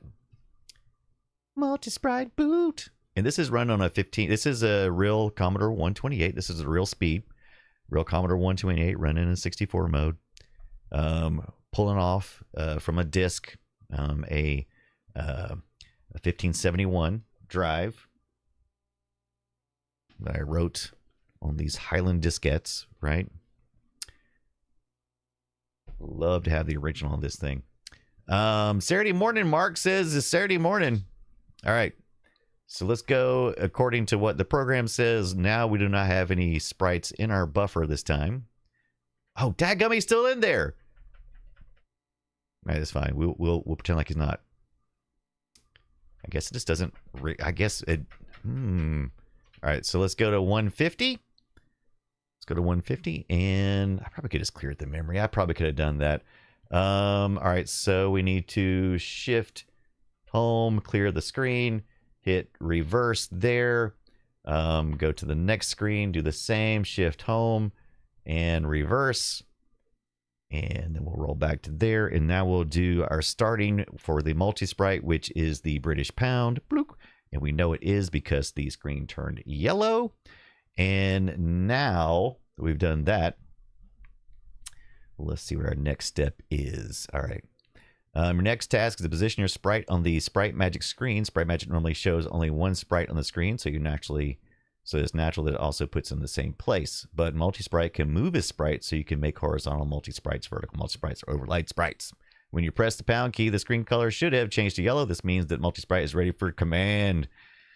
To make it easy to reference the various sprites, MultiSprite numbers its sprites beginning at 0. Since you are using two sprites beginning at 150, MultiSprite refers to sprite definition 150 as 0 and 151 as 1. When you give MultiSprite a sprite number as a command, it lets you position that sprite. Press 1, use the cursor key to move sprite 1. All right. So we are going to move Sprite 1. And there you go. Okay, and see how it's stacked up, right? All right, so let's roll this. MayorMcCheese says, I think some emulators make drive noises. True. We should be subjected to disk loading sound. We really should. Last week I had my 15, 71, and 81 up on the desk, and I was able to easily get the microphone. Right now, the 1571 is below me, and you know, I've got all this room deadening. I've spent so much time trying to keep from having background noise that sometimes lighter noise is like a disk drive are actually hard to get to. Using the D64 file, says Mark. I am not using the D64. I've written the real thing. I've written the real thing. All right, so now we have our sprites side by side, right? Hit the enter key twice, and since we've reversed stuff, now we're back into regular sprite mode. So let's see if we can draw these two sprites together. All right, so let's we will actually use the negative here, right? So let's get in here and we will go across. If I go to the edge, if I keep going, I will eventually it will roll back around to the same page, so 150.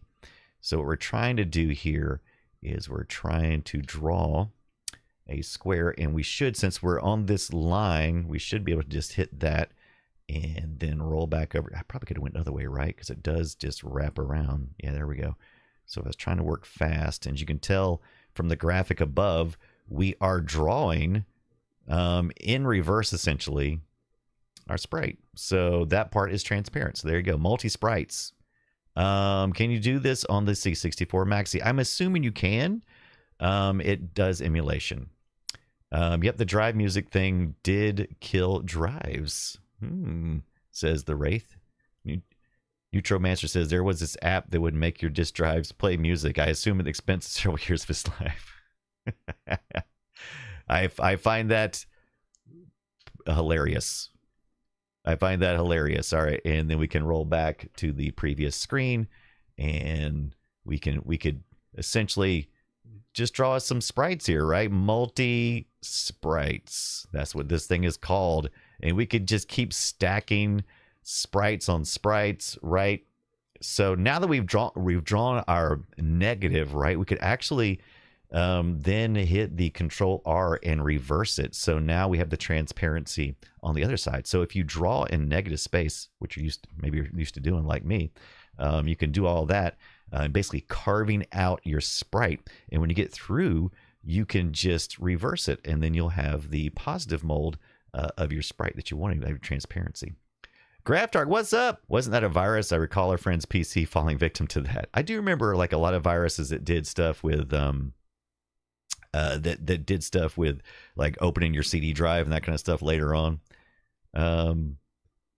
Axel says, why does this remind me of Power Cycles in Tron? Yeah, because this guy meow, meow, meow, kind of very a snake thing, right?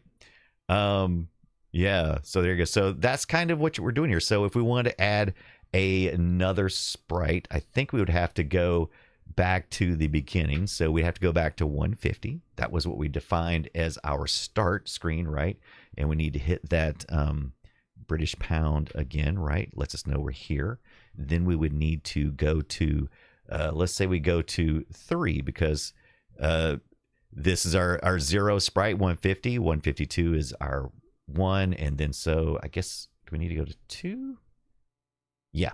So we'll go to 2, which is a sprite we haven't touched yet, and then we can position it. Unfortunately, now you're starting to see what I should have done, which is the reverse, because it's kind of hard to see where they would overlap if you don't do that. So we can just boom, boom, get back into regular mode here, and we will reverse 150 and reverse here. And we're going to do the same thing where we did before. We can create our sprites, and then we can just data dump, and we'll have this data. We also can save along the way. So all that stuff works. Let's see here what we got. Spaceberry, what's up? What are we up to? We're doing our 8-Bit Computer Club night. How's it going? We're doing some Sprite Magic from issue 50 of Compute's Gazette. We had the disk. We loaded it up. We didn't type it in. But we could. No, I wouldn't want. I could, but I don't want to. But we're looking at MultiSprite. And so we've already been making sprites, but now we're stacking some, right? We're taking a look at how to do that, how we can make, use several sprites to create images. Yeah, so let's go back to our start, which is 150. We hit the pound, the British pound again. And then we hit the number we want, which is going to be 2 in this case. Oh, yeah, there we go. So let's move the square that is 2 to this location. And then we're going to hit 3, right? Okay, so, oh, did I not? Maybe it's 4. Is it 4? Does not work like I thought it would. I thought if we just went to, okay, if I hit 2, oh, I got to hit enter. Because when you're in purple, you're editing whichever one you're doing. So now we go to 3. Okay, my bad. My bad. Axe says you can see why game designers sometimes use sprite overlays for high-res color sprites. That's right. That's right. And we just move that into position. And so we could stack these as well, right? So you can stack the sprites on top of each other. But at this point, we're just looking at building a larger sprite, right? So you got 8 sprites you can work with. Let's say we wanted, our primary character just to be 1 sprite, and then we wanted a big giant monster for him to go against. We could use more than that. That's right. 8 is the maximum number of sprites on screen, baby. Sorta. We watched that Fairlight demo earlier. That Mad the Hat proved the lie. Yeah, but yeah. By definition, yes, absolutely. Nutrimatch says, I remember to do art, we would overwrite the system font instead. Yeah, that's right. And that's there's some editors in here for that too, for replacing characters, especially if you're using like a basic game. Axe says, yeah, let's do it on the raster line, baby. Let's do those raster interrupts. Mark Stevens says, build your Planet of the Apes sprites visually. You do not need to do manual hex conversion. You can use specialized Commodore 8-bit graphics software. Yeah, to design your characters on a PC. Yeah, you can. You can. And this is kind of our conceit. We were like, I was trying to figure out if I wanted to use some cross-platform type tools, or if I wanted to do it this way. And I thought that I'm more of a Computes Gazette kind of guy, so that's what I'm doing here. So once again, we're carving away using our joystick. We're carving away our little graphic here, right? All right, went a little too far, but that's okay. So now we need to, that third one is this one, and it's going to actually be on the opposite side. If we want to continue our line, if I'd been paying attention, I would know. Okay, wait a minute. Yeah, this is on this side. Oh, I shouldn't have moved. I just needed to go to the top. That's what I should have done. I was already in the right place. All right. Like I said, we're just trying to prove a concept here right now, right? So we're gonna do that. Just a little proof of concept. Merp, merp, meep, mop, moop, beep, bop, boop.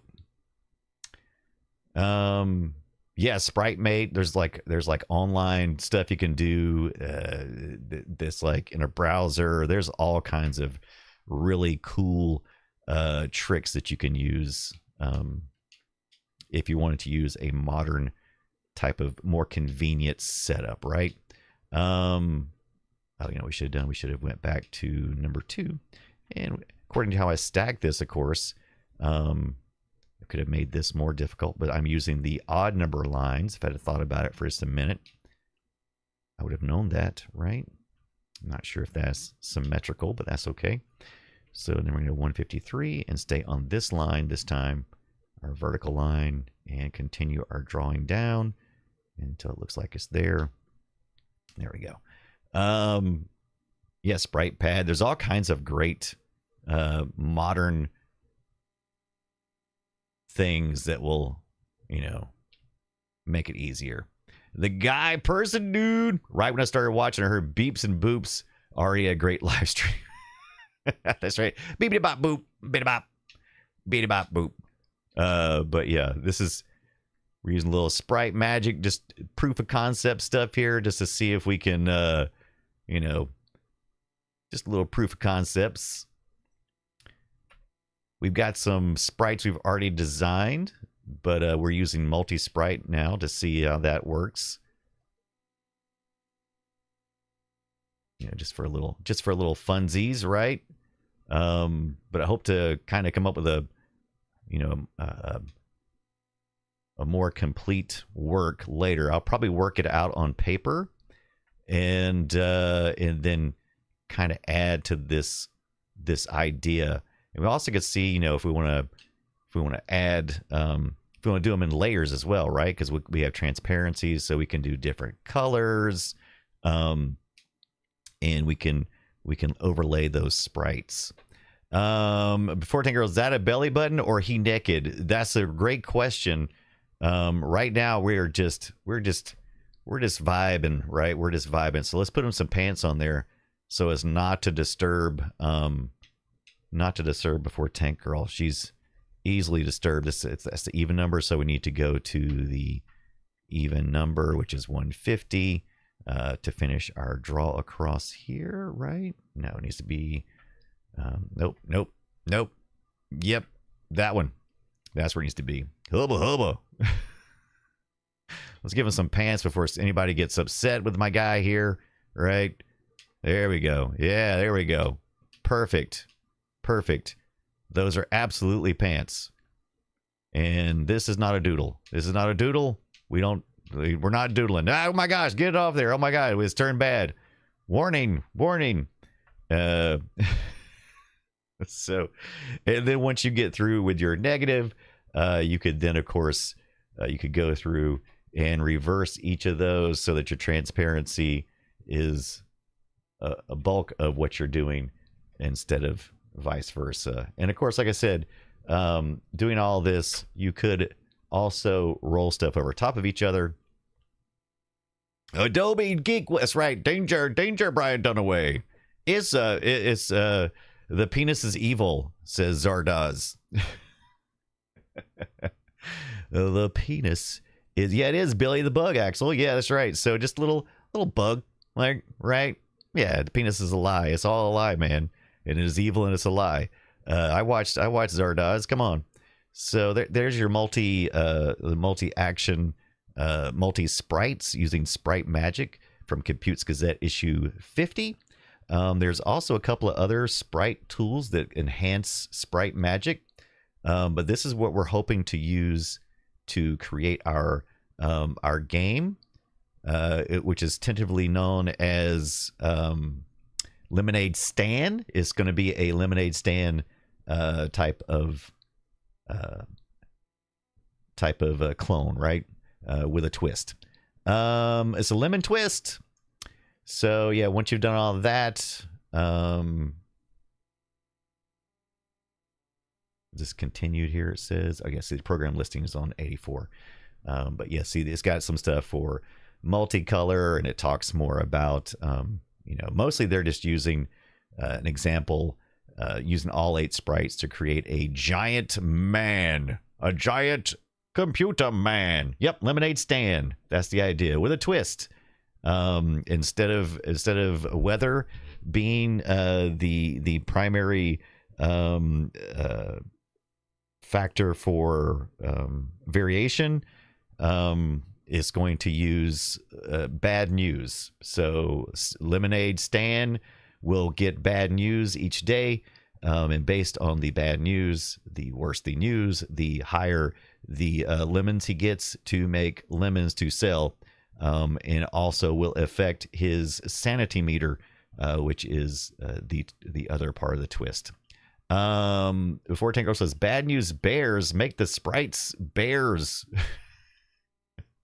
Tara wants to know, his enemy should be the limey, says Tolbert. I love that. That's actually pretty good. Can you give a sprite a Cockney accent? That's a good question. Maybe we can have a few notes out of the Cid that will indicate when he shows up that he's Cockney. What do you think, Governor? What do you think about that? I think that is a brilliant idea. I'll be workshopping that at Nerdtacular. I got a couple of things that we'll look at and see if we can't do a little workshop. One of the things we didn't do is Sprite Stamp. Sprite Stamp is a computer drawing program with a new twist. You draw with detailed sprite brushes. It's a clever way to create complex and detailed high-res graphics. Sprite Stamp program is written in basic, written in machine language, so you'll need to have that MLX. But we don't have to do all that because we've got it loaded up. So let's take a look at Sprite Stamp as well. Yeah, I need to get myself a light pen. I've thought about that.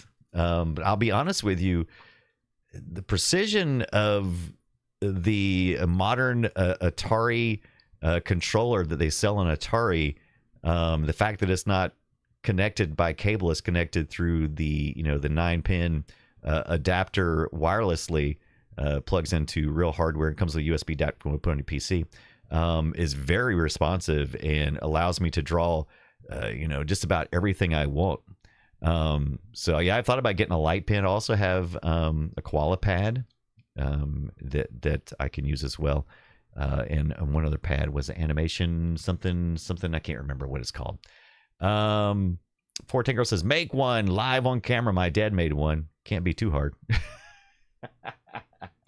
The main problem with the light pen is that I don't have a CRT that is camera facing.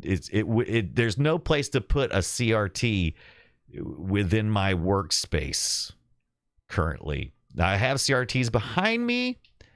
Right, I have CRTs behind me, but in order to put one in front of me, that's gonna be difficult. Now, I do know they've got some. I've seen some people do some tricky light pen pretend stuff that works. But yeah, but I do want to do a light pen. That is on my list. That is on my list. I don't know if I did. I didn't know I did that. Oh, that's cool. So if I just hold that there, will that just no? Maybe not. Yeah, but I would love to do that. And your dad made one. That is incredible. Axel says, back to the limey, as long as it doesn't sound like Dick Van Dyke. All right, let's take a look here. This was Benny J. Montoya. Taya? Is that how you say it? Montoya. That's how I'm going to say it. Let's load up Sprite Stamp from this bad boy. By the way, the lightning has finally calmed down a little bit, so that's good news. We're not going to save this guy. I don't see a lot of use in saving that guy. My F12, my F8 just fell off again. My F8 fell off.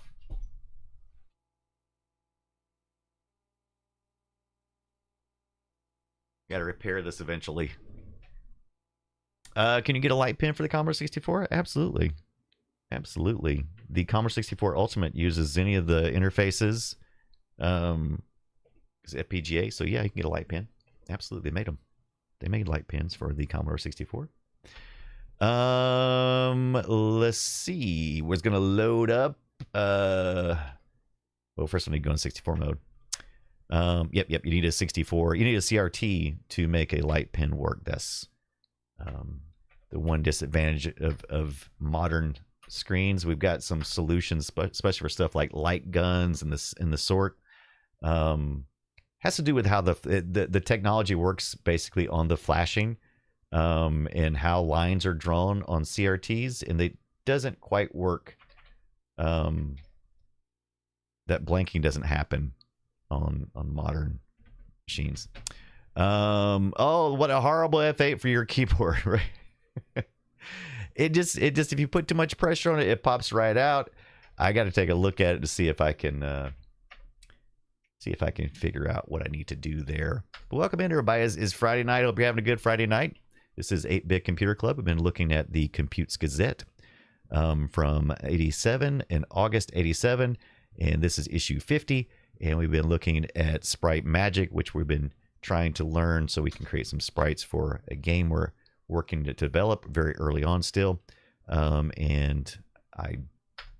This was a very special Sprite issue, and it has some SID stuff as well with the music. It's just a real good overall issue. I would love to have a real copy of this. I've found a lot of the Computes Gazettes, and I have a pretty good collection myself, but I have not seen 50. So if you do have a lead on a issue 50 for Computes Gazette, let me know. I would love to get a real copy. Let's go to Sprite Stamp, number 2. We're looking at the diskette that would come with the Commodore Gazette if you had the upgrade. The Sprite Stamp program cannot be run from the menu. We suggest you copy the programs listed below to another disk before attempting to use them. Consult the article for details, instructions on how to use a Sprite Stamp. The file names for Sprite Stamp programs as follows: Sprite Stamp Starter, Sprite Skeleton. Okay, so we need to get out of this interface actually, because loading it from the menu is not an option. It's reloading the menu. I'll be the judge of that. You know what time it is? It's time for a Dr. Pepper Zero Sugar Creamy Coconut break, because I'm thirsty.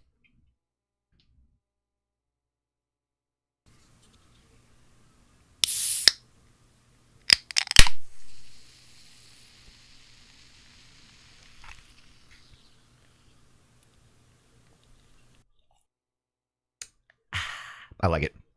I like it, Tonda. I think they're delicious. Delicioso. Mark says, I posted some D64 files in Discord. Excellent. Excellent. You love them? Good. I love them too. I like it. I like it a lot. We're in the menu. We need to get out of the menu essentially so we can exit. Before we do that, they got some games in here too. And let's just take a look at the ads. I'm curious about the ads, right? Maybe we should watch during the next ad break on Twitch. Maybe we should we should look at the Gazette's ads. How much longer? Oh, we got a while for the ad comes up. We must have missed that last ad. Computes Gazettes. If you don't already subscribe to Computes Gazette, what are you even looking at this for? What are you doing? Did you borrow this from somebody? Don't copy that floppy. Or don't floppy that copy either. Subscribe now and you can depend on a steady supply of high-quality, fun-filled programs for your Commodore 64 computer. Programs like Sprint, a basic compiler, or Turbo Copy. Yeah. Oh, Sprint programs alone are much more, blah, blah, blah, month after month. So, there you go. So, back then, you get 12 issues. That's 1 year for $11. Wow. I mean, $24, excuse me. Oh, so $2 a copy. Very good. Look at that. Somebody call that number. 1-800. Oh, if you're in Iowa, call that number. Yeah. Before Tank Girl says, I was in the mood for a float. Ooh, so I made one with what I had on hand. Dr. Pepper Zero Cherry. And some vanilla protein ice cream I got free from work. Ooh, that does sound delicious. We need one for when we all get matching tramp stamps, Dr. Tober. We do need a logo. So we do have a logo for the 8-Bit Computer Club. Let's see here. I have it on the Discord server. And it's really just the 64 font, and it's just 8B. So if you look for the 64 font on Google Fonts, and then type in 8 and a B, that's it. Oh yeah, before Ticket says working on something sort of perfect. Yes, me and you need to meet up when we get there. When we get to the place. All right, let's exit out of when I hit the right keyboard. Let's see, exit. Where's the exit? MLX. Would have been nice. I had to type in MLX. Nice. Automatic proofreader. I guess I just had to hit run stop, right? All right, there we go. And we need to load. Let's check this article again. See what it says. Typing it in. I ain't typing it in. Already done that. Okay, so after you type in all of it, so getting started, follow the procedure, use Sprite Stamp. Load your Sprite data program, program 3, with data statements added. Huh? All right. Type run to put the Sprite pattern information into memory, then type new. Load Sprite Stamp with a statement of the form load Sprite Stamp 81. Type new. Oh my God. All right, load your Sprite data program, program 3. What the hell are you talking about? Starter. Where's program? Program 3 as a use program 3 as a skeleton. Begin numbering your data lines at 50. If you create your sprites by hand, you'll have to create the data statement yourself. Use program 3 as a skeleton. Begin numbering your data lines at 50. Oh, so kind of just load skeleton maybe? Let's take a look. Load. Oh, you know what I hate? I hate hitting the home button when I'm trying to do a delete. That's the reason why I just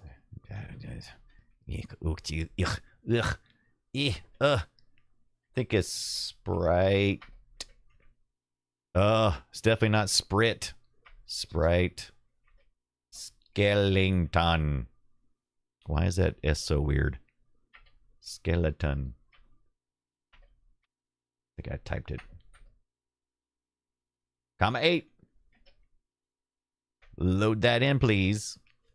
Let's see if we typed it in right. Yeah, we got it. Let's do a list. It said we would do the data starting at 50. Let's see if it done that. Ooh, it does not. If you create your sprites by hand, you'll have to create the data statement yourself. Use program 3 as a skeleton. Begin numbering your data lines at 50. So, load your sprite data program 3 with data statements added. Oh, so we'd have to add. Okay, so we'd have to. Repoke. So this, all this is doing is read a if a. Okay, so all this is doing is poking it's doing reads. Is that right? What's doing read a? Yeah, it's just reading in the data and then poking them into memory locations until it's done. So starts at X 24576. Okay. All right. Sweet. Tolbert says, I'm going to laser engrave some pocket protectors for Nerdtacular. Dude, I am in. You let me know what I need to do, if anything, and I am on it. I am down with that.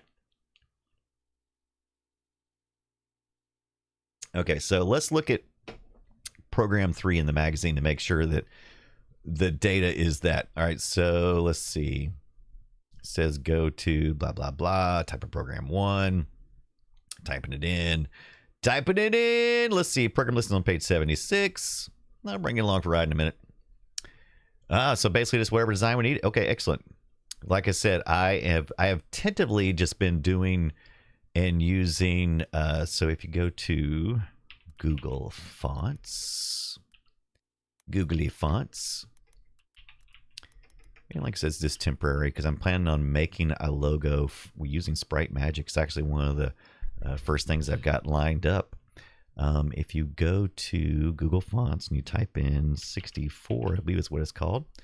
So let me take along for a ride for this real quick. If you go over to Google Fonts, fonts.google.com, and you just start typing in 60, you'll see 64 is there. You can tell down here, here's the 2 fonts. I'm just going to pick that one there. Whereas disregard and contempt for blah, blah, blah. But essentially what I did I just did this. So 8-bit, that's our current logo essentially. We got a glow for it so you can make it as fancy or as simple as you want, says Tolbert. Sweet. But yeah, this is our temporary logo until I create something. But you can see this on the 8bitcomputer.club website is the fave icon, as well as a sticker or emoji on the Discord server, I believe. So yeah, that's all I'm doing right now. So if you want to just do 8-bit or whatever, what's our motto? Keeping it old school. I don't know. That's a good question. All right, so what page is heading to go to? Commodore. Oh my gosh, I've already forgotten. So I need to go to page 90. Is that right? No, Dynamusic. That's not even the right one. Oh my gosh, I've gotten lost. My motto is squirrel. Let's see here. Directory file. Oh, okay, so they must have mixed them in the middle of here. Pick them. There's some programming books. Where did I already pass it or something? Dynamusic. Oh, is it even further down? Maybe. Oh my gosh, where is it? Machine language for dummies. We said it was program 3, right? RAM usage. Look at how much information. All the information. Nerds. It's what's for dinner. We're like, Wretch, don't. All right, let's see here. Bounty Hunter, Commodore Relative Files, Program 2 Starter. Okay, so here's the Program 2. Okay, so yeah, I was right. Okay, so Program 3 is just that skeleton. So Program 3, Sprite Data Skeleton. And essentially it is telling us we should enter our data at line 50. So if we used... so we could use actually our sprites from the other. So we could actually do that. So ooh, how do we load that up? Would one overwrite the other? So if we used Sprite Magic, we need to roll back up. That's the reason why I couldn't find it. So we could, ooh, I wonder what does that one look like? Let's see what Sprite Magic is saving when it saves, because I haven't actually looked at what is saving. I know I have dumped it before, but what was it just saving? So let's turn that off.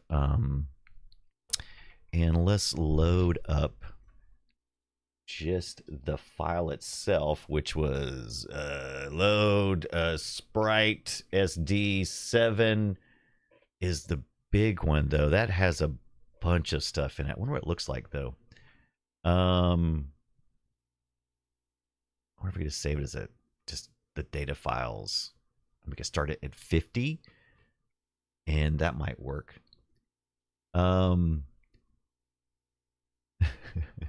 Good luck trying to find a copy. The only one I could find was in Australia. Oh, what did we miss? What did I miss, Axel?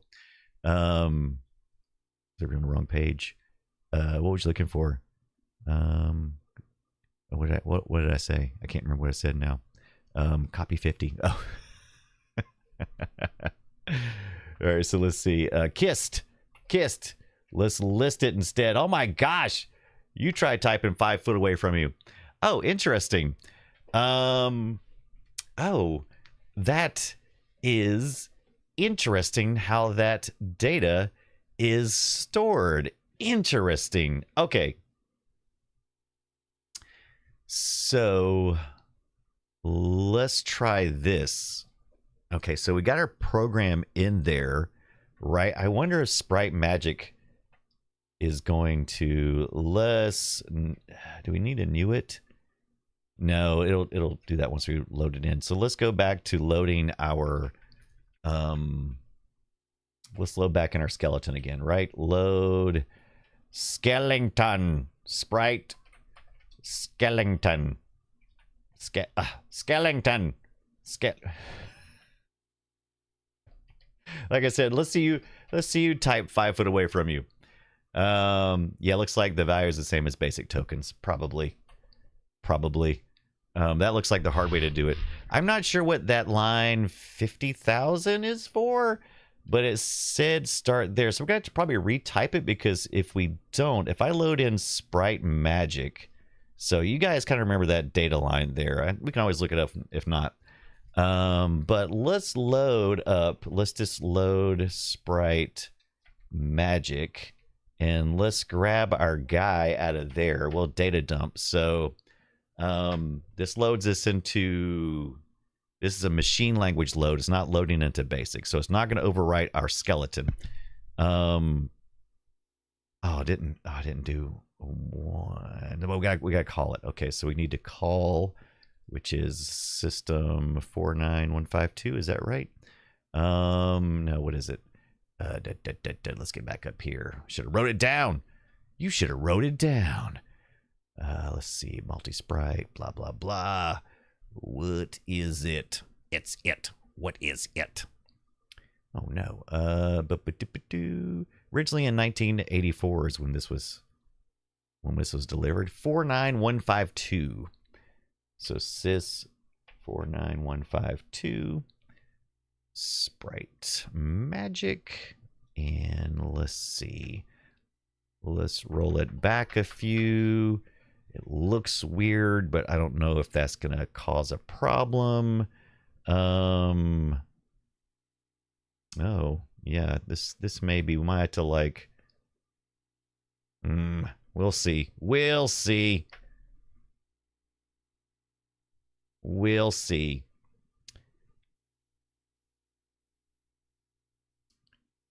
Yeah, it's just saying A to -1. That's right, yeah. At 50,000 for some reason. Loading. Taking a long time, kind of making me think it's not working. Okay. And that's good enough. I think I mean, it's fine. It's fine. I think it's still going to save right. We'll find out in a second. Well, we will. All right. That didn't do nothing. All right. Oh, maybe it did. Oh, maybe it did. Maybe I just did it twice. Let's find out. So let's see our skeleton program. This is all messed up. All right. You know what? It's easy enough. It's easy enough. We're just gonna start from scratch. We're just gonna start from scratch, right? No big deal. Because now that we know which path we're going into. All right.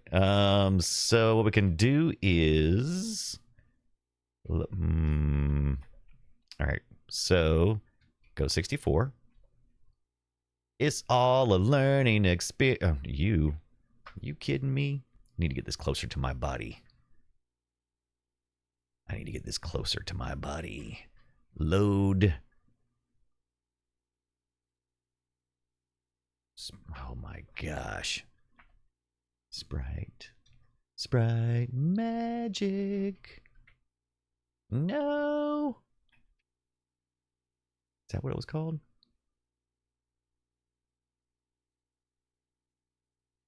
We're just gonna do it this way. Oh my god.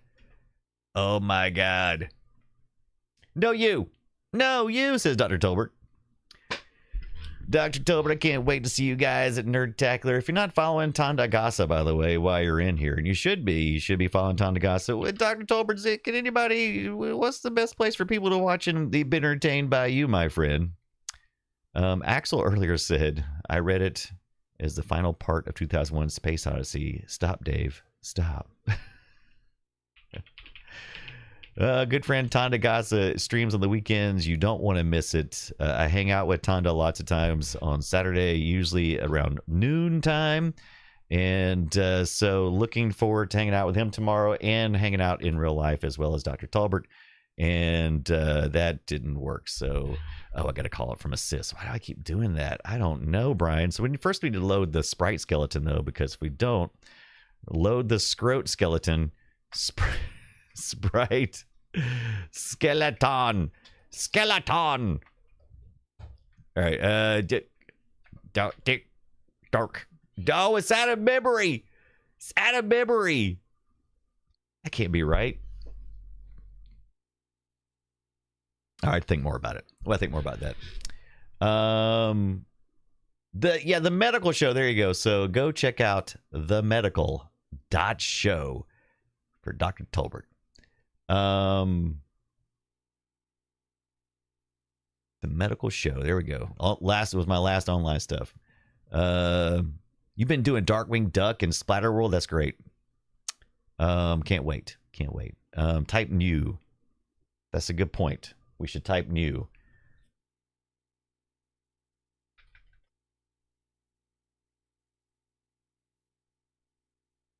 And then let's list. So I wonder what Sprite, I bet you, before we do that, let's do this. Let's see what was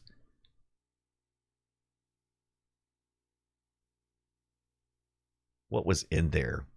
What was in this? Probably just a launcher, maybe. Oh, Sprite Skeleton's in there. All right. I don't guess it did anything. All right, that's fine. Like I said, Sprite Magic will try to start there if we don't get rid of that. And so actually it's going to number right after that. So actually I feel like 49. We'll just put an extra rem statement in there. That we will force Sprite Magic to start at 50. Son of a boogery, crusty butthole. All right, let's do it again. new, and we'll load sprite skeleton. It's gonna go back to our top we already did. Do that, do that. All right, and hopefully that will not have done anything. Captain says you might have a bad RAM chip. Shut your mouth. 49 152. It is possible too. We could do a memory. Oh man, yeah. There we go. Shut your mouth. He's not bad. He's just misunderstood, right? Good thing I'm typing. You know what we're gonna do? We're gonna do it this way. We're gonna boot from this Commodore 64 by holding down the Commodore 64 button, right? And I think maybe I'm not loading up Sprite Magic in the right way. So what I'm going to do is do it from the way we've been doing it. This been working. So let's do it the way it has been working. And then load in the skeleton. Jack Skellington.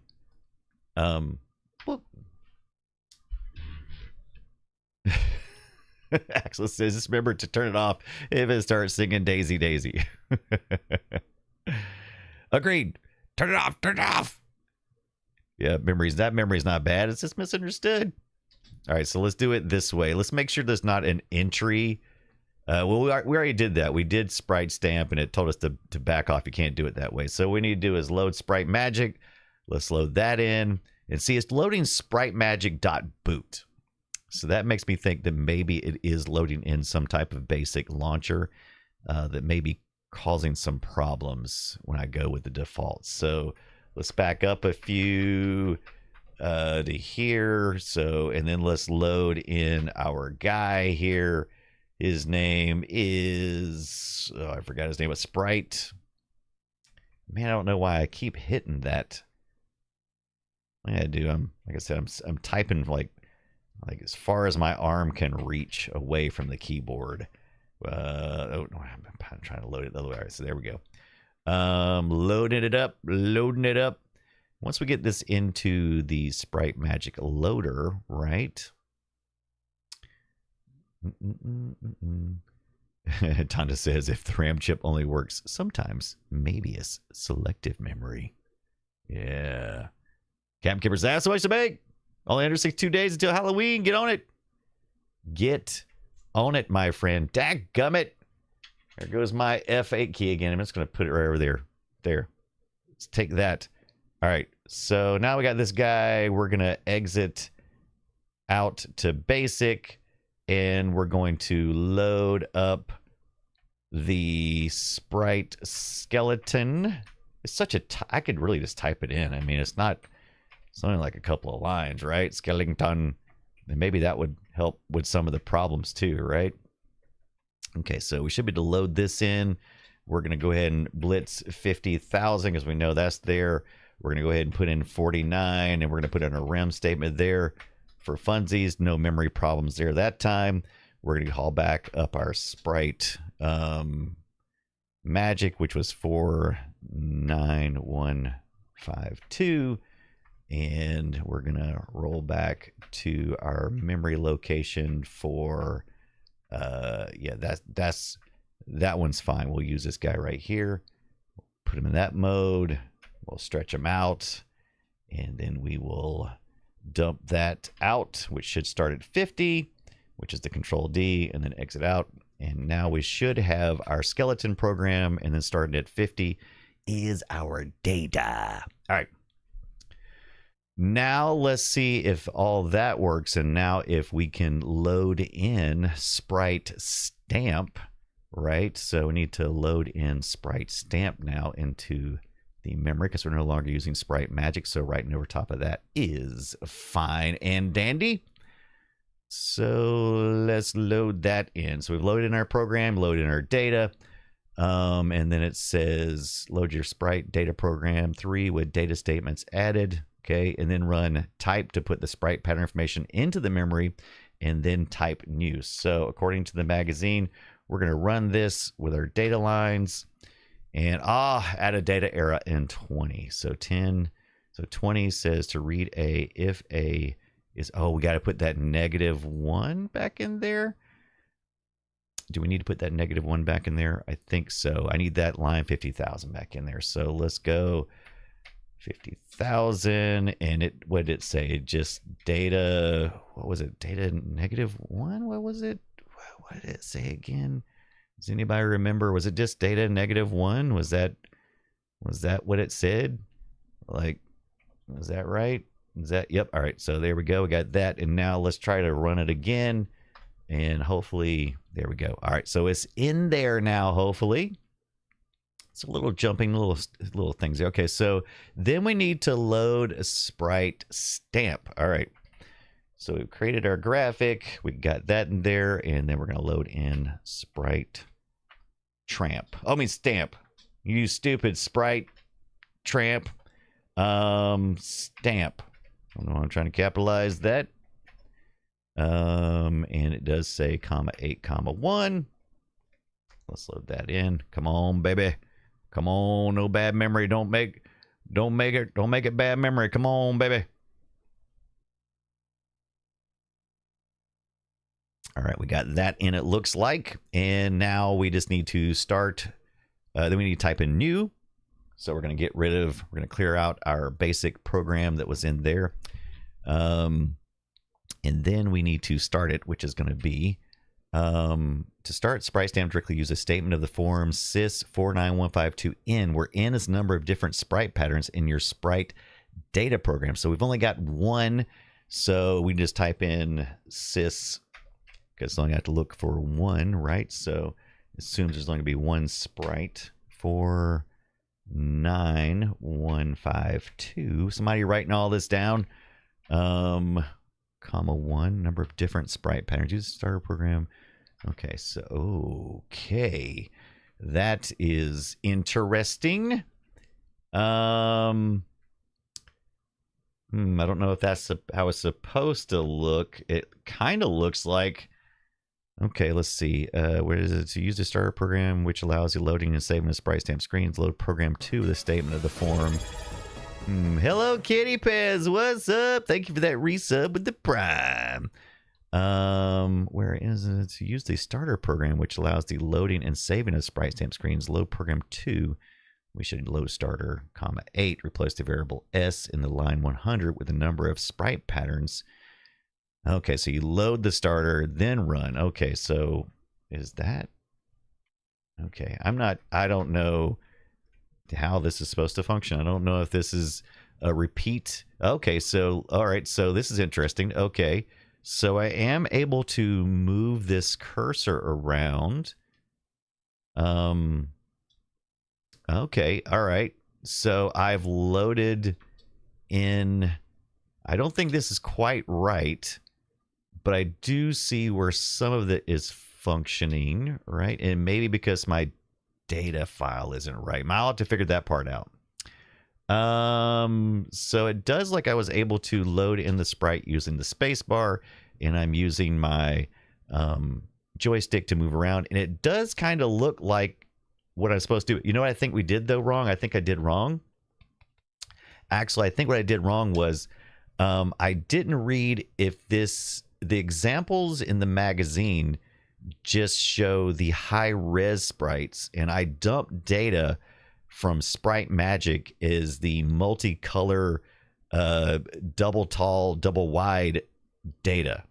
So maybe I should have just created and maybe that's causing the problem.